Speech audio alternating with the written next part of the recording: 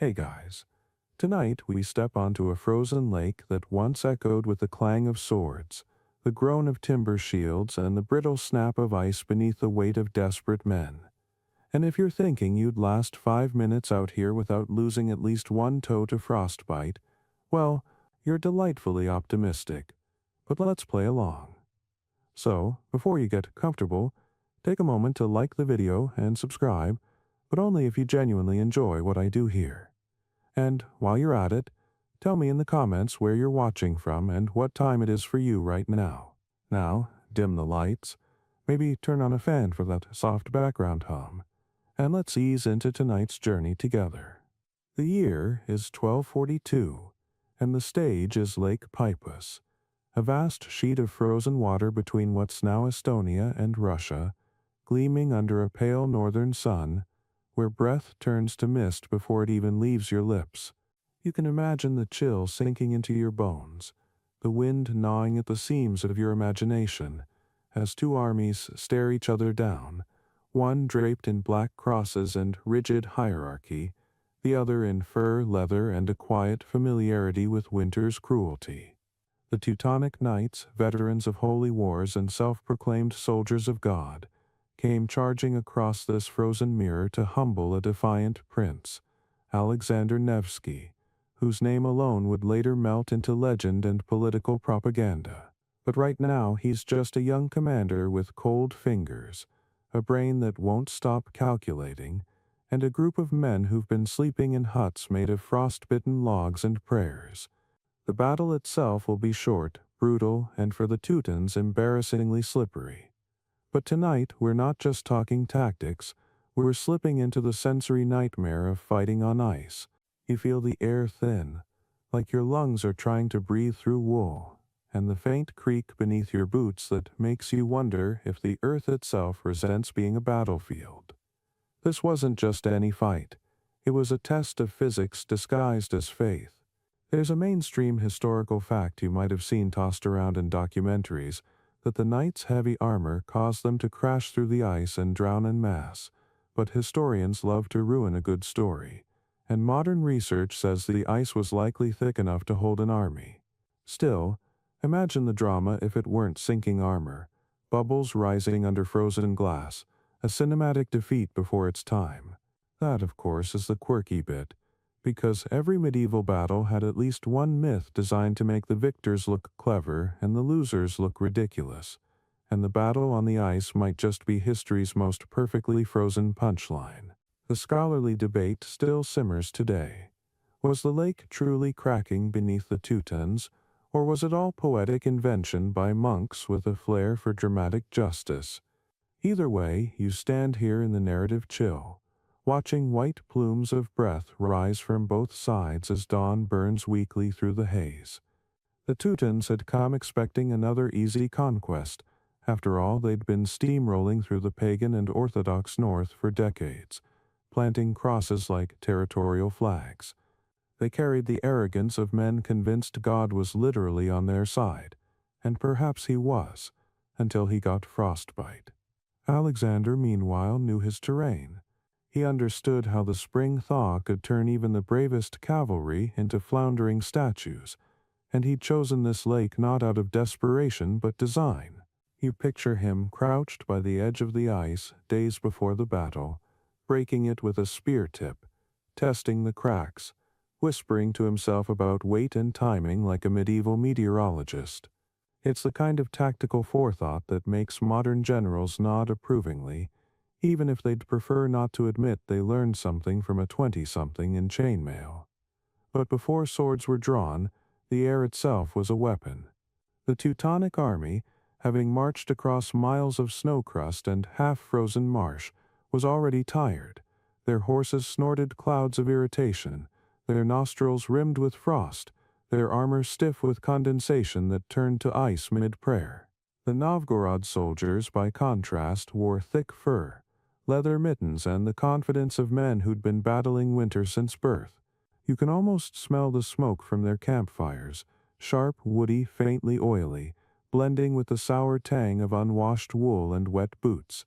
The crackle of flames is their lullaby, but even they know what's coming. an enemy that believes every strike of its sword sings holy approval.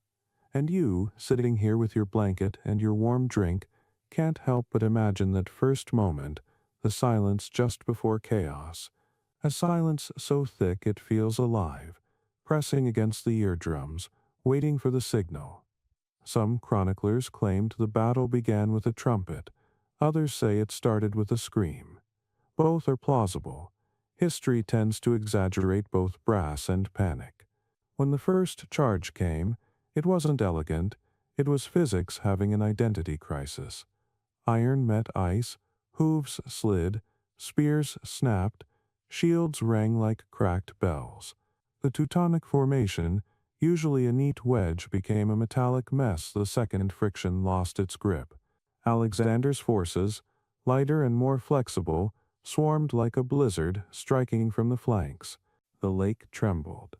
Not because of divine intervention, but because several hundred angry men were turning its surface into a percussion instrument. You'd think that alone would have ended it quickly.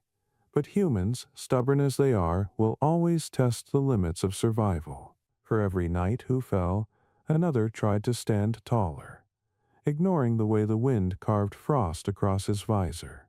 You could argue they fought not for faith but for pride, the most expensive kind of warmth on a battlefield.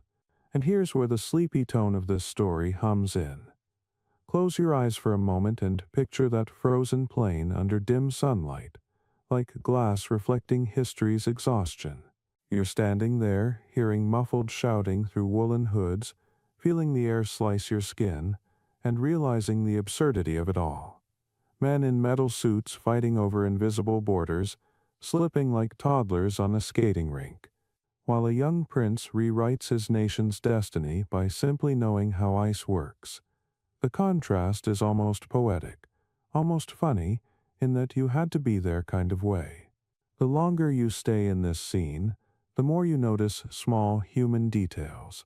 One knight's hand frozen to his sword hilt, another soldier humming a hymn through chattering teeth, a horse staring blankly at its own reflection.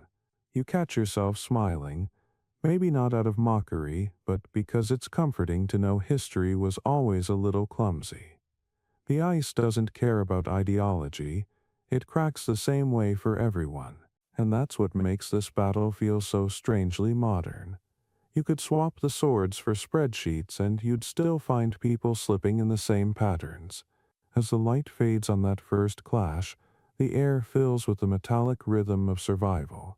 And though we'll drift deeper into tactics, legends, and frozen philosophies soon enough, for now you linger in this moment between myth and physics, where faith meets friction and breath fogs against the cold sky, whispering quietly that winter doesn't take sides, it just watches, patient, ancient, and entirely unimpressed. You wake into the same frozen morning that refuses to end, that same flat horizon where color feels outlawed, where breath and cloud merge into one long sigh, and for a moment you're standing beside those men again, boots pressed into the thin crust of snow, the ice beneath groaning like some reluctant stage floor waiting for its actors to fall through. You start to realize that every step is a gamble, that even the bravest knight has to wonder if this lake will hold his arrogance for another few seconds. The truth, according to the more cautious historians, the kind who sip tea over manuscripts rather than ride into hypothetical battles, is that the ice on Lake Peipus was likely over 40 centimeters thick, sturdy enough to bear hundreds of men and horses. But the myth of shattering ice persists because, let's face it, it's too poetic to abandon. It's the perfect metaphor, hubris cracking under nature's cold indifference. And you, wrapped in your imagination, can almost hear it. Those deep, resonant cracks like distant thunder, each one a warning that no armor is heavier than pride. You might smirk at the idea that medieval physics could decide divine justice, but then again, isn't that half the appeal of history? One moment it's an epic, the next it's a comedy of slipping boots. You picture the footwear. Yes, let's talk about the unsung heroes of this battle. Boots, the Teutonic knights. Imported from warmer campaigns and more forgiving terrain, wore stiff leather riding boots with thin soles that turned rigid in the cold, while Alexander's Novgorod warriors wrapped their feet in layered felt, fur, and sometimes even dried grass, the medieval equivalent of thermal socks. It's not glamorous, but in -10 degrees, grass beats God every time. There's a mainstream historical fact buried in the chronicles that cavalry charges across frozen ground were extremely rare and almost suicidal, because horses, unlike men, can't be reasoned with about ice physics. Even Alexander's scouts supposedly tested the lake beforehand, dragging logs and oxen across it to see if the weight distribution would hold. You almost imagine him standing there, arms folded, muttering something like, "Yeah, we're fine, just don't gallop like lunatics." And yet the Teutonic knights, devoted to galloping like lunatics, thundered forth anyway. Here's your quirky tidbit. Some later Russian folktales claim the knights wore skates, yes, iron blades strapped to their boots like overconfident hockey players. It's absurd, of course. Medieval ice skates existed but were used for leisure, not combat. Yet the image of armored men skating into battle persists, mostly because it's hilarious and cinematic. Picture that for a second, cross-bearing knights gliding majestically before immediately toppling like dominoes. The myth survived for centuries because, well, it's human nature to make your enemies look ridiculous in hindsight. And in every age, a little exaggeration makes the story warmer to tell by the fire. The scholarly debate, though, is less whimsical. Some historians argue the ice didn't break under weight but under symbolism, that the chroniclers of the Novgorod First Chronicle crafted the cracking not as a physical event but as poetic justice. The sound of defeat became the sound of redemption, a frozen moral lesson rendered in acoustics. Others claimed there were isolated breaks along the shallower edges, enough for a few unlucky horses to plunge in, their armor dragging them down into frigid water where sound travels oddly, muted, distant, yet hauntingly clear. And you can imagine those bubbles rising under the ice, a reminder that even victory in winter sounds like someone knocking from below. You pull closer to the scene now. The knights advance, their lances forming a rigid triangle, what chroniclers later called the pig's head formation. It's efficient on solid ground, but on ice it's like charging with rollerblades on butter. The formation relies on friction, on weight transferring smoothly between soldiers, but here every motion ripples out of sync. The sound of hooves becomes percussion, a drumbeat of misplaced faith. Snow sprays up like dust, and the glare blinds men who haven't seen real sunlight in weeks. Behind them, the Novgorod archers crouch low, the creak of bowstrings syncing with the cracking of frozen joints. Arrows arc into the air, slow, graceful, almost lazy in the thin light, before clattering against shields or embedding themselves in wool and leather.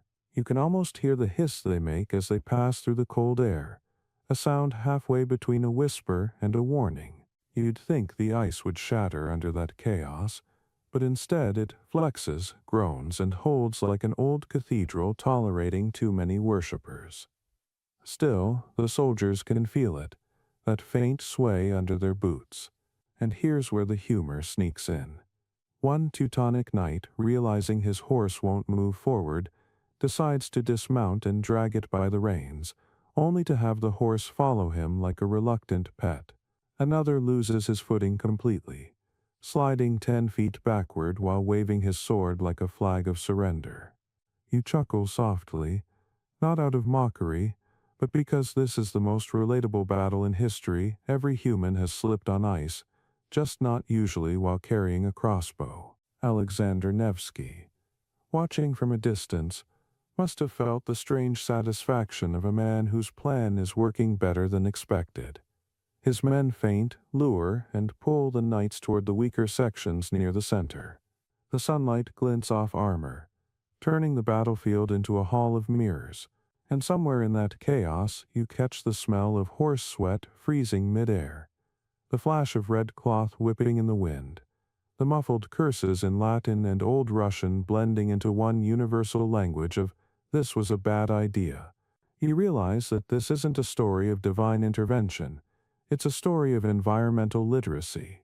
The Russians read the ice like a book, the Teutons treated it like a stage, and history has always rewarded the readers. The debate about whether the ice broke or not might never end. And maybe it shouldn't, because even if it didn't, it feels like it should have. The metaphor is simply too perfect. Western heavy cavalry cracking under Eastern adaptability, rigidity defeated by flexibility, faith humbled by physics. The chroniclers might have added a little frost to the truth, but they gave the moment meaning. You can see why filmmakers, especially Soviet ones, loved the imagery. A nationalistic miracle frozen in slow motion. Eisenstein's 1938 film Alexander Nevsky even made the ice break spectacularly, with knights sinking beneath bubbles and banners, music swelling to match the cold grandeur. It wasn't just propaganda, it was wish fulfillment, a history too beautiful to fact-check. You walk across that mental battlefield now, careful not to slip beneath your feet. The ice creaks, not from armies but from memory. Every step echoes with the absurdity of men turning nature into an arena, believing courage could warm their bones. You think about the horses, thick manes frosted, eyes wide, nostrils steaming, and realize they didn't choose this fight. You think about the soldiers, half-starved and numb, carrying flags stiff with ice. They fought not for ideology, but because someone higher up promised them absolution and bread. You imagine a young Novgorodian soldier, teeth chattering, muttering under his breath, "Maybe they'll write songs about us," and his friend replying, "Only if we don't drown." The air tightens. The sounds blur together. Metal scraping on ice, hooves stamping, men shouting names you'll never know. One knight finally loses his footing, and though the ice doesn't fully break, a spray of slush and splinters erupts as his armor meets the lake's brittle skin. You watch ripples spread under the frozen surface like veins of light, a reminder that beneath this battlefield is water, dark, cold, alive. You can't help but think it's laughing quietly. The same way nature always laughs when humans mistake endurance for control. As the battle sways, so does the temperature. The wind sharpens, stinging the eyes, cutting through wool and prayer alike. Alexander's troops begin to encircle the Germans, their furs blending into the whiteness, ghosts haunting their prey. And in that encirclement you find the real heart of winter tactics, not brute force but patience.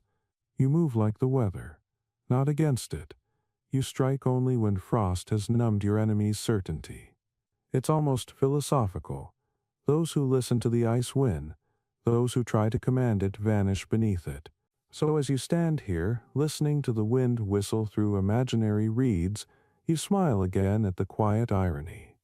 A battle fought over faith ended up proving that nature is the only real believer. The boots may slip, the blades may clash, the ice may or may not break, but in every version of the story, the lesson remains the same. Winter humbles everyone eventually, even those who pray in steel. And as the echoes fade, you feel that truth settle in your chest like a slow heartbeat under frost, the sound of history holding its breath before the next crack. You stand now on the quieter edge of the lake, watching the chaos from a distance, where the snow absorbs sound and the air tastes like iron. And it's here you begin to notice him, not as a saint on a gilded icon, not yet the Nevsky of legend, but as a young man calculating survival like a chess master studying ice instead of marble. His name, Alexander Yaroslavich, would later acquire the weight of sainthood, but in this frozen morning of 1242, he's just a prince with frost on his eyebrows and a mind so sharp it could split the cold itself. You can almost hear his breath, steady and deliberate, as he surveys the battlefield from a low ridge, the lake shimmering beneath the pale sky like an enormous trap he's set not for men, but for their assumptions. There's something almost cinematic about him, no golden halo, no grandiose declarations, just a man who knows how to read weather, terrain and human vanity. He doesn't rush. He watches, waits, lets the enemy step exactly where he wants them. You'd call it patience, but he'd call it physics. The mainstream historical fact here, and the one most chroniclers agree upon, is that Alexander Nevsky deliberately lured the Teutonic Knights onto the ice. He had studied their tactics from earlier confrontations, rigid formations, overconfidence in heavy cavalry, the belief that intimidation could substitute for adaptability. He knew their horses were bred for European soil, not the unstable northern frost. So he let them come, let them sink one hoof deeper into exhaustion, one breath closer to defeat. His army, smaller but nimbler, stayed near the firmer edges of the frozen lake where reeds and snow offered traction. You can picture him explaining this to his captains the night before, tracing lines in the frost with a stick, muttering, "Here, they fall. Here, we move." It wasn't a miracle. It was math disguised as instinct. Now for the quirky bit, the sort of footnote that makes history feel human again. According to some late chronicles, Alexander consulted an old fisherman before the battle, a man who supposedly knew every mood of the lake. The fisherman, wrapped in sealskin and suspicion, told him, "The ice hums when it's ready to break, and tonight it's singing." Whether that advice was superstition or weather science doesn't matter. Alexander took it seriously. And so, under starlight, he walked the lake himself, listening. You can almost imagine him crouching down, pressing his ear to the surface, hearing faint pops and creaks that would later echo in legend as the voices of saints. Did he believe them? Perhaps. Or perhaps he just recognized the music of opportunity disguised as danger. Either way, by dawn he had chosen the ground that would turn faith into strategy. The scholarly debate around this moment is still alive, of course. Some argue Alexander didn't plan the ice trap at all, that it's a narrative flourish added centuries later to glorify Russian cunning. They point out that medieval battles rarely unfolded according to plan, and that tactics were often lucky accidents later rewritten as destiny. Others counter that Alexander's record proves otherwise. He'd already outmaneuvered Swedish invaders at the Neva River years earlier, earning his epithet Nevsky, and his understanding of local geography was exceptional. So, which is true? Maybe both. Maybe his genius lay in making coincidence look like design. Or maybe he was just the rare medieval leader who could do arithmetic with a frozen lake. Either way, what's undeniable is how the myth of intelligence triumphed over brute power, how the idea of listening to ice became a moral parable in itself. You move closer in your imagination now, watching him among his men. He isn't shouting orders, he's speaking low, his tone calm, his breath visible. Around him, soldiers tighten belts, check bows, rub their hands together for warmth. Their furs shimmer with frost, their faces half hidden by scarves. The horses snort, restless, stamping the snow, while Alexander's personal guard stands like carved statues, waiting for his signal. He's young, maybe 22, but he carries himself like a man twice his age. You can sense the mixture of anxiety and clarity in him, that peculiar kind of focus that only comes when you're certain failure would echo for centuries. You realize he isn't fighting just for Novgorod or faith. He's fighting for a story, for the right to decide how this moment will be remembered. That's what separates commanders from heroes, an awareness that the future is always watching. There's a small but vivid detail you love to imagine. Alexander tracing the symbol of the cross on his sword, not for divine blessing but for geometry. The cross isn't a prayer. It's an axis, horizontal for his troops, vertical for his timing. It's the earliest form of a battle grid, a map hidden in ritual. The soldiers don't see that, they see faith. But he knows the truth. Faith may warm hearts, but only precision wins wars. He positions his men where the wind favors them, ensuring arrows will fly straighter from the east. He arranges the infantry in crescent shape, an embrace masquerading as vulnerability. He even calculates how sunlight will reflect off the lake at mid-morning, dazzling the eyes of knights charging toward him. It's the kind of tactical awareness modern generals spend careers trying to teach, and he does it with nothing but instinct, frost and an old fisherman's hum. Still, he isn't all composure. There's a moment, because there always is, where even the most brilliant leader feels the crack of doubt. You can see it in his eyes as he glances at the horizon, where the German banners ripple faintly against the wind. He wonders, perhaps, if the lake will betray him, if the ice will crack beneath his own men instead. Maybe he even thinks of home. The wooden churches, the smell of pine resin, the quiet faces of villagers who will either praise or curse his name by sundown. You can almost hear him exhale, a sound halfway between a prayer and a curse, and then he looks up, squints at the pale sun, and whispers something to himself, something like, "The ice will hold." You don't know if he's reassuring himself or daring the lake to disagree. Meanwhile, the Teutonic knights line up in their rigid wedge formation, oblivious to the invisible grid that Alexander has drawn across their doom. They see him as a reckless provincial, a boy with furs instead of faith. They underestimate him because he doesn't play by their rule book, because his soldiers chant in a language they don't understand, and pray to icons that glitter instead of statues that brood. It's almost funny how every empire fails for the same reason. They can't imagine someone else being clever differently. The knights advance, hooves pounding, banners snapping, a thunderclap of arrogance rushing toward precision, and in that split second before collision, time slows. You see Alexander raise his arm, eyes half closed, face calm. No shouting, no theatrics, just a gesture as if conducting an orchestra of frost. The archers release their first volley. Arrows whistle, glinting in the light, slicing through the mist. Horses rear, blinded. The first row of knights hesitates, breaks formation slightly, and that's all he needs. The Novgorod cavalry, waiting on the flanks, surges forward, not with heavy armor, but with the speed of hunger. It's a trap, not of strength, but of rhythm. You can feel the satisfaction ripple through Alexander's chest, not joy exactly, but the grim confirmation that his math was right. For a man who grew up watching rivers freeze and thaw, this is poetry, the kind that rhymes with revenge. But even in victory, the lake reminds him who's really in charge. The ice moans long and deep like a sigh from beneath the world. A few horses stumble. Snow erupts in plumes. He doesn't flinch. He simply shifts his position, guiding his men subtly toward the thicker areas. His army flows like water, adjusting instinctively, while the Teutons grind forward, fighting not just enemies but elements. You find yourself almost pitying them. They're brave, certainly, but bravery without adaptability is just martyrdom on ice. By the time the sun climbs high enough to reveal the full carnage, Alexander is already moving his line inward, closing the trap. You picture him now, face streaked with frost, eyes unblinking. Around him, men shout his name. And for the first time you realize how the myth begins. It's not in the battle's end, but in the stillness of his control. He's not raging, not gloating. He's thinking 3 steps ahead, wondering how to turn this frozen triumph into legend. Because in medieval politics, survival was one thing, but storytelling was power. As the day stretches on, the wind changes direction, scattering snow across the lake like ash over a battlefield. The cries fade, the ice settles again into uneasy silence. Alexander lowers his sword and listens. The humming has stopped.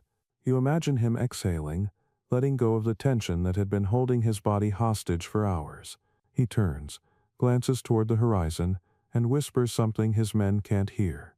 Something quiet, grateful, maybe even fearful. Because deep down, he knows he didn't win alone. The lake was his co-conspirator, the cold his ally. And you, standing centuries later in this imagined frost, can feel that truth seep through the layers of myth. Intelligence is survival. Humility is wisdom, and sometimes the smartest man on the battlefield is the one who lets nature do most of the work. You wake in the frozen camp before the battle, surrounded by the muffled rustle of wool and the creak of frozen leather.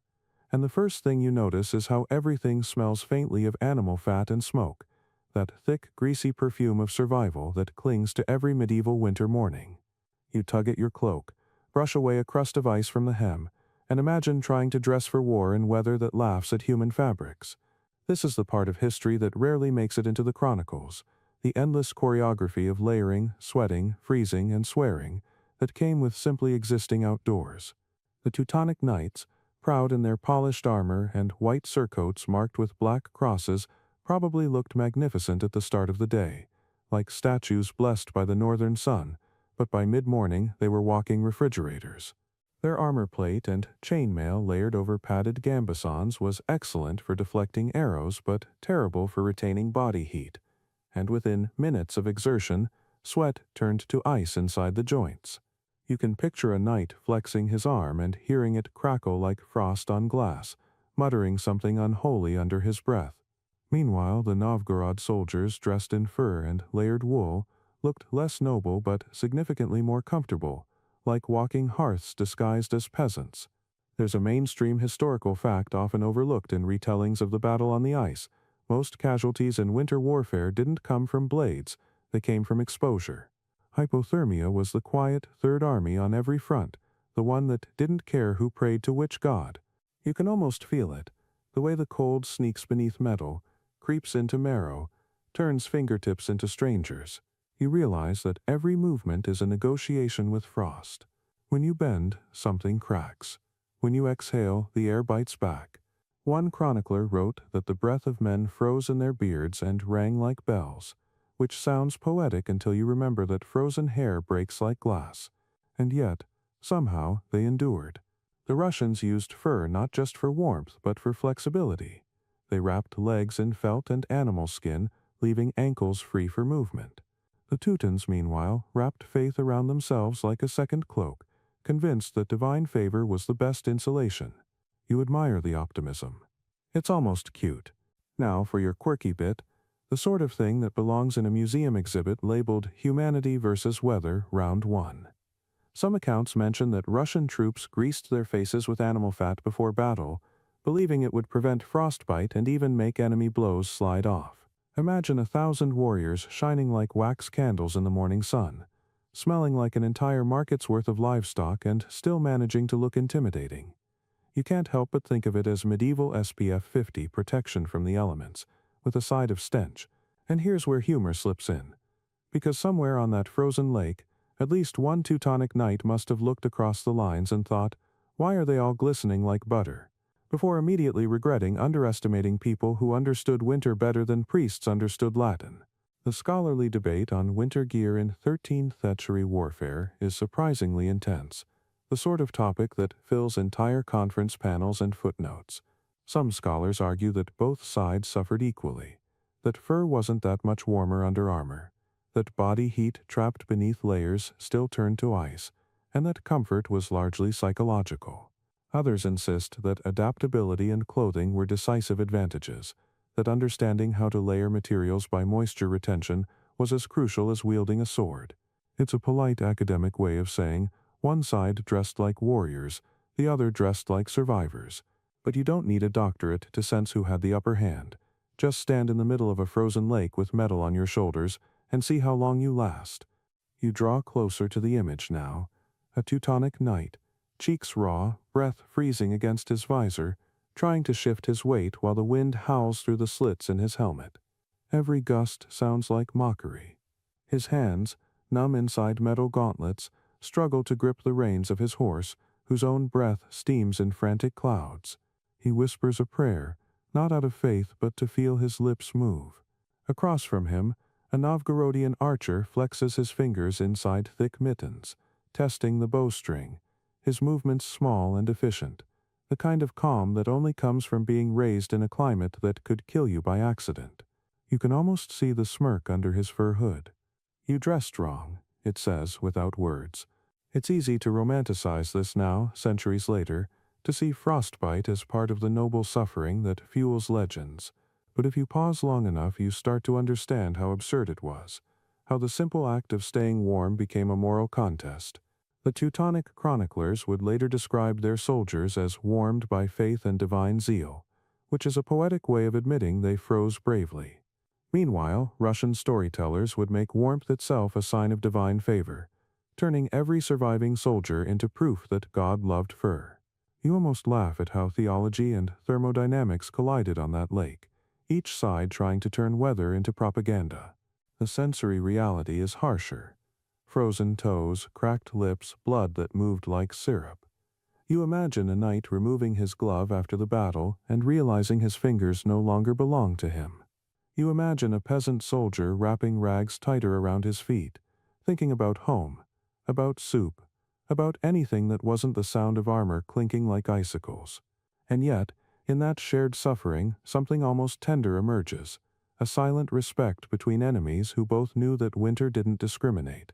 You like to think that maybe one Teutonic soldier looked across at a fur-clad Novgorodian and thought, he's got the right idea, just before slipping on the ice. There's a detail from one Russian chronicle, probably exaggerated, but irresistible, that after the battle, villagers scavenged the field not for weapons or spoils but for fabric, cutting strips of fur and linen from fallen soldiers to make winter clothing. It's a grim recycling program centuries ahead of its time, and a reminder that in the end, everyone became part of someone else's insulation. History can be strangely practical like that.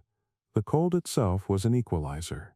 No matter your rank or faith, the frost entered your armor, crawled into your bones and whispered the same message, you're human and you're small. Even Alexander Nevsky, brilliant as he was, wasn't immune. One of his attendants later recalled that his face turned white as the lake, and he refused food for hours after the fight, as if his body couldn't decide whether it was done surviving. The myth paints him as invincible, but you suspect he was just exhausted, half frozen, and grateful his fingers still moved. And now, as you stand there in imagination, you feel that same exhaustion, the kind that seeps through boots and spine alike. You flex your hands, watch your breath drift upward, and realize that victory in winter doesn't feel like triumph, it feels like being slightly less dead than expected. You picture Alexander's men warming themselves around campfires after the battle, their laughter brittle, their relief steaming into the dark. One jokes about how the nights cracked like ice, another complains that his boots froze to his feet. They all laugh not because it's funny, but because they need to hear something alive in the cold. And you, centuries away, wrapped in modern warmth, smile faintly too, because it's comforting to know that beneath the armor and heroics, history is full of small, shivering humans doing their best to pretend they're comfortable. That's the real miracle of the battle on the ice, not divine intervention, but endurance. Faith helped some, fur helped more. And while chroniclers argued about saints and symbolism, the frost had already decided who would walk home and who would sleep forever beneath the white silence. So you linger in that silence now, the snow muffling your thoughts, the lake gleaming faintly under twilight. The battlefield looks peaceful again, almost beautiful, as if the land itself is pretending nothing ever happened. But the ghosts are still there, bundled in wool, whispering jokes about how ridiculous they looked, how cold it was, and how next time maybe someone should invent central heating before picking a fight in April. You take another careful step onto the lake, and this time you notice the noise, the faint uneasy conversation between ice and air, that low groaning hum that sounds like the earth complaining about its workload.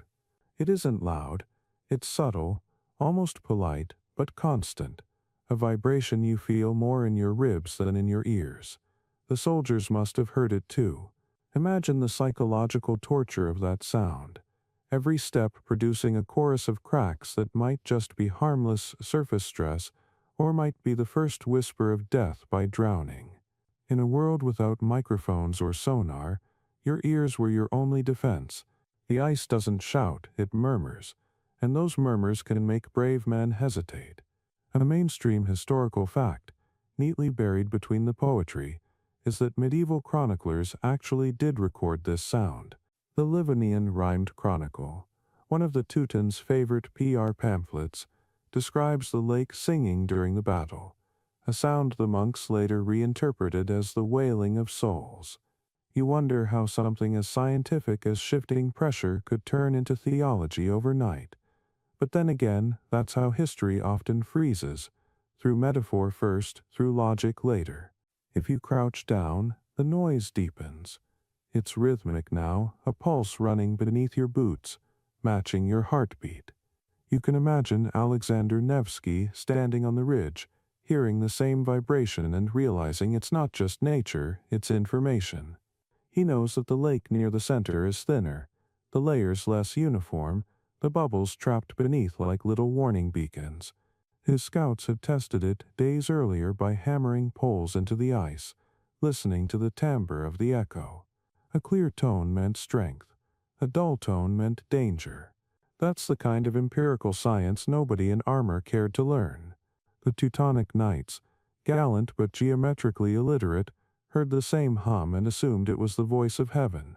You have to admire their optimism, standing on frozen water, encased in steel, and still believing the noise meant divine approval. That's faith with a death wish. Here's your quirky tidbit. According to a 15th century folk tale, villagers claimed that on certain nights after the battle, when the wind was right, you could still hear the marching of iron feet beneath the lake. Parents supposedly told their children that the drowned Teutons had become the ice's heartbeat, condemned to march forever just below the surface. Some swore they saw bubbles forming in the shape of crosses. It's nonsense, of course, or rather poetic nonsense, but you can't deny the chill it gives you. There's something satisfyingly eerie about the idea of nature keeping score. The scholarly debate around those post-battle sounds continues, with scientists suggesting that seasonal thawing and refreezing created acoustic illusions that locals mistook for ghosts. But it's tempting to imagine, just for the atmosphere, that the lake remembers. Now, take a moment and close your eyes. Yes, really. And picture it. The silence between sword strikes, that collective inhale when everyone's waiting to see if the ice will hold. You hear hooves pounding in rhythm, metal clanging, voices rising in prayer and panic, and beneath it all, a single resonant note, a deep, tremulous hum that rolls underfoot.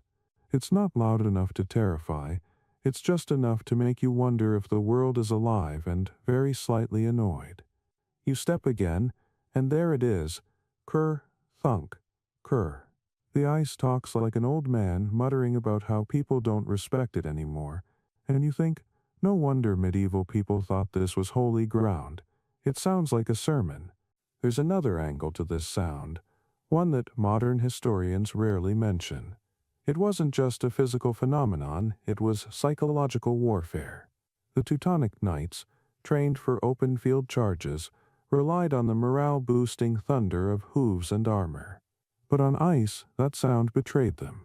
It wasn't confidence, it was fragility. Every gallop echoed too loudly. Every vibration signaled vulnerability. Alexander's men, lighter and closer to the shore, felt it less and moved more freely. They turned the lake itself into an amplifier of fear. Think about it. Every step your enemy takes literally sings its own undoing. It's the kind of advantage that no sword can match. The ice becomes both drum and oracle, booming a prophecy of defeat. You imagine standing there, spear in hand, when suddenly the surface shifts ever so slightly, producing a sound like a whale sighing from beneath. Every instinct screams run, but discipline holds you in place. That's the cruel joke of winter warfare. Your courage has to be louder than your fear of physics, and yet fear always wins a small victory. Some chronicles mention Teutonic horses panicking mid-charge, hooves scraping helplessly on the slick surface, eyes rolling white as the sound beneath their feet deepened into something they didn't understand.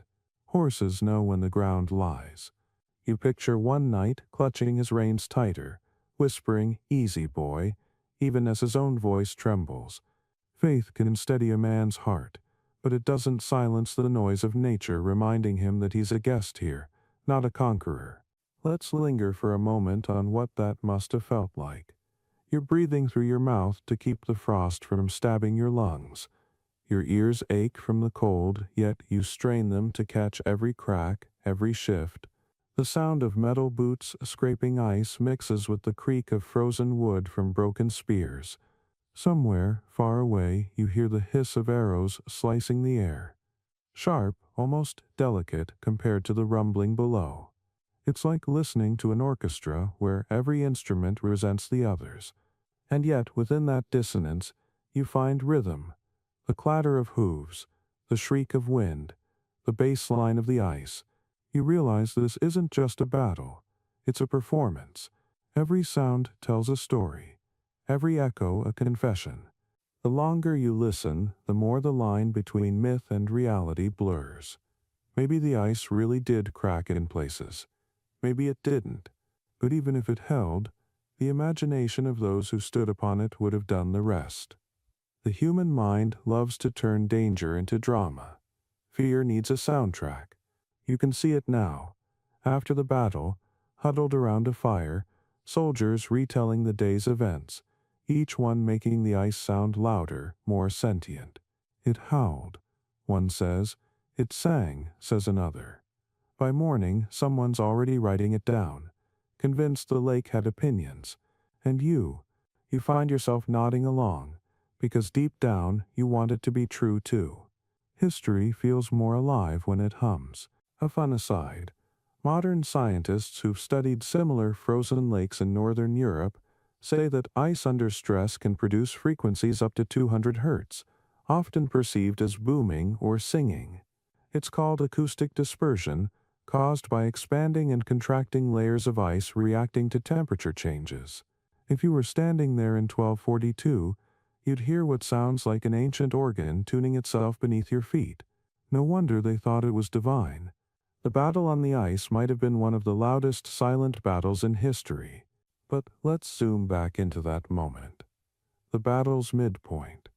The Teutonic wedge has collapsed into confusion, and Alexander's forces are pressing forward.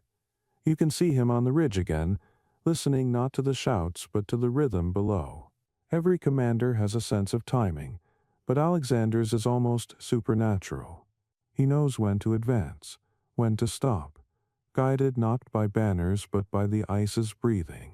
It's his metronome, his warning bell, his ally. He motions his men forward just as the central section begins to flex. You can almost see the ripples under the surface, faint waves of light caught in crystal. The soldiers don't realize it yet, but nature has already chosen a side. And when the final charge comes, the sound beneath your feet turns from hum to roar. Maybe it doesn't break completely, but it shifts enough to make balance impossible. Horses stumble, shields drop, the clamor turns chaotic. The lake sings one last note, long and low, as if closing the curtain on human noise. Then silence returns. No more prayers, no more hymns, just the faint ticking of cooling metal and the whisper of snow falling over armor. You stay there for a moment longer, listening. The ice creaks softly, content again. The battlefield is quiet, except for the occasional crack that travels across the surface like a sigh. You realize that beneath all the shouting and swordplay, this was the real voice of the battle. The lake itself, patient and impartial, reminding everyone who really owned this land. The humans above it were just temporary percussion. And, as the wind picks up, you think about how strange it is that the most enduring memory of war could come from something as simple as sound. The monks heard God. The soldiers heard death. You, centuries later, hear physics set to music. And somehow all three are right. You step back from the din and look down at the lake as if it were parchment. An immense, translucent map scratched not in ink but in cracks and snowdrifts. And in that instant you understand how Alexander Nevsky must have seen it. Not as a battlefield, but as a board game tilted in his favor. Every ripple of terrain, every gust of wind, every glint of sunlight off frozen water is a coordinate in his head. You picture him crouched the night before, dragging a stick through the snow, sketching a rough map for his captains while frost glittered in his beard.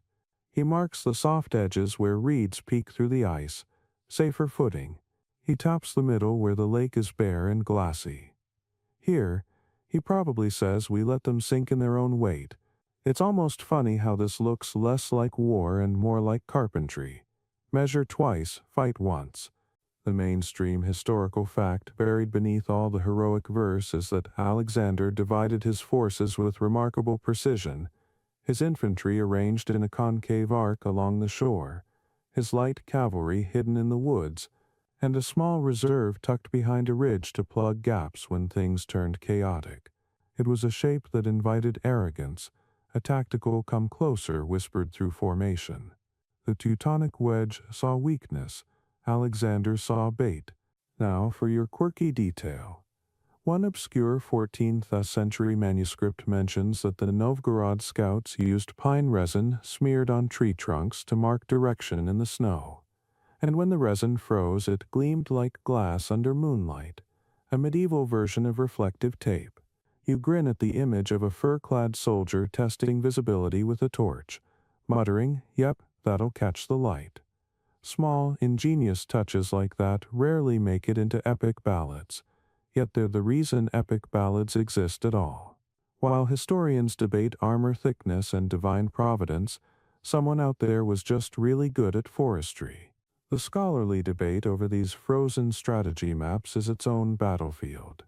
Some claim Alexander's formation was accidental, forced by terrain rather than design. Others argue it was a masterstroke anticipating modern envelopment tactics. Archaeologists have even tried to reconstruct positions by studying ice cores and sediment under Lake Peipus, because yes, science has reached the point where people drill through frozen mud to prove a guy in the 1200s had good instincts. But the most convincing argument, at least to you standing here centuries later, is the elegance of the outcome. Armies don't stumble into symmetry. Even chaos leaves footprints of intention. As the battle unfolds in your imagination, you trace those footprints. The Teutonic wedge pushes forward, their discipline immaculate but doomed, carving neat lines into the snow like calligraphy, too proud to be rewritten. Alexander's forces curve inward, the arc tightening, transforming the lake's flatness into a trap. You can almost see it from above, the geometry of desperation and genius colliding in one frozen diagram. This is the part where history stops feeling like narrative and starts feeling like physics. Momentum replaces motivation. The lake becomes an equation, and in that equation, weight is the enemy. The sound of metal on ice becomes constant now, a percussion line beneath the shouting. You imagine Alexander watching from his ridge, his gloved hand tracing invisible paths in the air, adjusting imaginary pieces like a man who's seen this puzzle solved in dreams. To his men, he looks tranquil. Inside, he's running calculations how fast the Teutons will tire, how far the wind will carry the cries, how long before the lake surface softens under the friction of war. You realize that what makes him extraordinary isn't just foresight, it's restraint. He knows exactly when not to move. Patience is his sharpest weapon, and patience on a frozen battlefield hurts the enemy faster than any blade. Meanwhile, the Teutonic commanders are drawing their own mental maps, but theirs are full of straight lines and divine certainties. They believe in the arrow of conquest, not the circle of adaptation. Every step they take redraws the diagram in Alexander's favor, each advance tightening the snare. There's tragic beauty in it. The more precise they are, the more predictable they become. You can almost hear Alexander mutter, "Keep drawing your line and I'll draw a curve around it."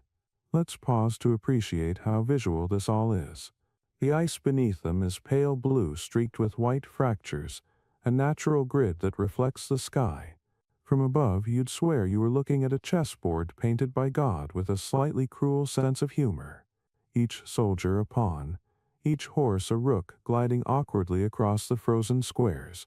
It's the perfect setting for a battle that would later be remembered more for its symbolism than its blood. And here comes the humor, because even the best laid plans have moments of absurdity. Picture a Novgorodian messenger sprinting across the ice to relay orders, sliding halfway, regaining balance, pretending it was intentional. Or a commander yelling, "Hold the line," while his boots betray him, sending him into an involuntary pirouette. Somewhere, a soldier must have laughed, despite himself. You can't fight on ice without comedy sneaking in. It's the universe's way of reminding you that friction is a privilege. Back to the strategy. Alexander's flanks close in, light cavalry darting in and out like wolves testing prey. The knights try to pivot, but their formation is too rigid. Their world was built on obedience, not improvisation. Every adjustment they make tears the shape of their line a little more, like cracks spreading from a stone dropped in water. You feel it, the slow inevitability, the tension of geometry tightening around flesh. It's almost mathematical compassion. The leader who doesn't need to kill you just lets you exhaust yourself in symmetry. What fascinates you most is how the environment itself becomes cartography. The wind direction determines communication lines, the glare of sunlight decides visibility, even the texture of snow dictates tempo. In one chronicle, a scribe noted that Alexander's men used darker patches of frost as natural markers, aligning movements by shades of white and gray. They read the lake like a living map, no compasses, no paper, just instinct refined by endless winters. And maybe that's the real lesson here. You can conquer cities by steel, but you conquer survival by memory. You kneel now, brushing your hand across the imagined ice, tracing cracks like veins on a palm. It's astonishing how much history hides in the literal ground beneath it. The frozen lake was both stage and script. It dictated the plot and edited its actors.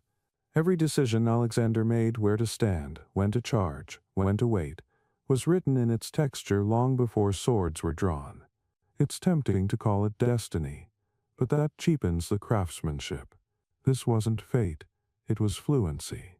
He spoke the language of landscapes the way others recited prayers. For a moment, you think about how different maps are today. Glowing screens, perfect measurements, no risk of falling through the interface. And yet, some part of you envies the simplicity of Alexander's system. Trust your senses, trust your cold, trust your fear. He didn't need GPS, he had goosebumps. By the time the battle reaches its peak, his map is no longer hypothetical. It's visible, etched into the snow by the movement of men. You can trace the curls of retreat, the spirals of encirclement, the smudged footprints where chaos erupted. If someone had flown over with a drone, anachronism allowed, they'd have seen art, an enormous symmetrical flower opening and collapsing in slow motion. The center wilts where the Teutons fall back, the petals of Russian troops fold inward. And when it's over, the lake wears the scars of that symmetry, a temporary mandala of war destined to melt by spring. In the aftermath, as silence settles, Alexander walks the frozen map one last time. His boots creak softly, the lake no longer hums. Around him, men gather fallen banners, their breath forming halos in the dim light. He stops where the lines of battle converged, gazes at the faint outline of a wedge that once symbolized invincibility, and smiles, not triumphantly but knowingly. This was never about crushing an enemy. It was about proving that understanding your environment is the purest form of intelligence. And you, standing beside him in imagination, feel the same quiet awe. The lake stretches endless and pale, its fractures glowing like constellations, its silence heavy with memory. He realized that all strategy is temporary. All maps melt eventually, and yet their lines linger in the mind long after the ice forgets. Maybe that's what Alexander understood better than anyone. The goal isn't to survive winter, it's to make it remember you. You hear the whistle of the wind change pitch. It's no longer the low hum of dawn, but a high, sharp tremor slicing between helmets, snapping at banners, carrying snowflakes that sting like tiny insults to human endurance. And this is when the shield wall begins to tremble. The men of Novgorod, their arms raw from cold and their breath crystallizing into quicksilver halos, plant their shields into the ice as though rooting themselves into the planet's spine. Each one knows that if the formation falters, if even a single soldier slips, the wave of German steel will rush through them like a landslide. You look around and see the patterns, round wooden shields patched with hide and resin, painted with saints or simple geometric charms, overlapping in a frozen mosaic. The sound of spears tapping the shield rims, steady, ritual, almost musical, is both courage and code. They're timing their nerves. That's how it worked in these winter wars. Discipline wasn't about fear, it was about rhythm. You move closer, and one soldier glances your way, his nose white with frostbite, his eyes calm in the way that only exhaustion can make them calm. He exhales, mutters something about God's breath being colder than promised, and grins despite himself. Humor, it seems, is the last line of defense before hypothermia. A mainstream historical fact gives this scene more gravity. In 13th century Rust, shields weren't just protection, they were personal artifacts. Many warriors carved runes or family marks on the back where the hand grip met the rim, partly to claim ownership, partly as a superstitious contract. Archaeologists have found fragments with prayers scratched so faintly they were meant more for God's eyes than for reading. Imagine holding that wooden circle now. The grain rough, the metal boss dented from use, your fingers too numb to feel the texture, and realizing it's the only wall between you and a horse running at you with a man shouting scripture in German. Now comes the quirky bit, the detail that makes history tilt toward absurd comedy for just a second. Chronicles mention that some Novgorod soldiers tied strips of frozen fish skin to their spear shafts for better grip. Fish oil kept the wood from freezing to their hands, and when the heat of battle melted it, the air smelled faintly of herring. You can't decide if that's disgusting or genius. Probably both. Somewhere between the first clanging of metal and the last prayer of the morning, the battlefield reeked like a Friday fish market, a scent that, according to a later monk, caused confusion among the enemy, who thought the lake itself was bleeding. It's ridiculous, but also perfectly medieval. Practical necessity wrapped in accidental mysticism. The scholarly debate about shield walls on ice remains surprisingly fierce, with historians arguing whether the formation could hold at all on such slippery terrain. Some claim the Russians must have anchored shields in snowbanks or dug shallow ice grooves for stability. Others insist they simply relied on balance and bravery. Whatever the method, the outcome was the same, a trembling human barricade that refused to move. And that's the part that strikes you, the sheer stubbornness of it. Imagine standing shoulder to shoulder in armor stiff with frost, your teeth clicking out of sync, your whole body screaming to move, and yet you hold. Not because of courage exactly, but because if you fall, the man next to you falls too, and none of you want to be that guy in tomorrow's story. The Teutonic Knights, still convinced they could break anything with momentum, lower their lances and charge. The sound is terrible. Hooves slapping ice, chains rattling, banners whipping, and then the clash, the shudder that travels through wood, bone, and frozen air alike. You flinch even in imagination. Shields buckle but don't break. Spears splinter but find targets. The ice itself groans louder than before, like it's sighing in sympathy. You catch flashes of detail. A horse's hoof skidding sideways, sparks where metal meets frozen grain, a knight's visor rimmed with frost as he grits his teeth and pushes forward into what must feel like slow motion. One soldier near you, shaking from both cold and adrenaline, mutters, "At least it's too cold to bleed much," and you can't help but smirk at the grim practicality of that logic. Another raises his spear too early, loses grip, watches it slide away across the ice and shouts, "Tell them that's my offering to the lake." There's laughter, even here in the middle of chaos, because people laugh when they shouldn't. It's the brain's way of pretending it still has control. And then, through the mist, you see the spearmen shift. The front line crouches, shields angle down, absorbing the impact. The second line steps forward to thrust. It's messy, brutal, but effective. Each movement sends vibrations through the lake, each vibration adding another note to that deep, mournful hum that's been building since dawn. You realize the battle itself has become an instrument. Every shove, every scream, every clatter, part of a frozen symphony composed by survival. The ice is the drum, the shields are the strings, the wind the choir. You're inside the music now. But even perfection cracks eventually. A gap opens on the left flank. Nothing dramatic, just a small misstep and two knights press in, swords flashing. The nearest Novgorodian raises his shield too late. The edge of a blade carves through his shoulder fur, leaving a puff of snow instead of blood. His companion swings wildly, misses, slips, and somehow takes down both enemies and himself in one elegant tangle. The scene would be hilarious if it weren't history. You find yourself whispering, "Hold the line," as if they might still hear you across 8 centuries. You want to know what Alexander is doing at this exact second, don't you? He's watching, expression unreadable, waiting for rhythm. That's the secret. He doesn't see a fight, he sees timing. Every clash, every stumble, every shimmer on the ice tells him when to move his cavalry. It's like watching a conductor wait for the perfect downbeat while the orchestra plays chaos, and then he moves just slightly, just enough. The flanking riders emerge from the mist like brushstrokes across a pale canvas, spears lowered, voices low. They sweep around the sides, cutting into the Teuton's momentum before it hardens into dominance. It's beautiful, terrible, and deeply satisfying. By now the shields are scarred, edges chipped, wood darkened by frozen sweat. Some soldiers hold them more like friends than tools, whispering to them as if they can hear. One more hit, just one more.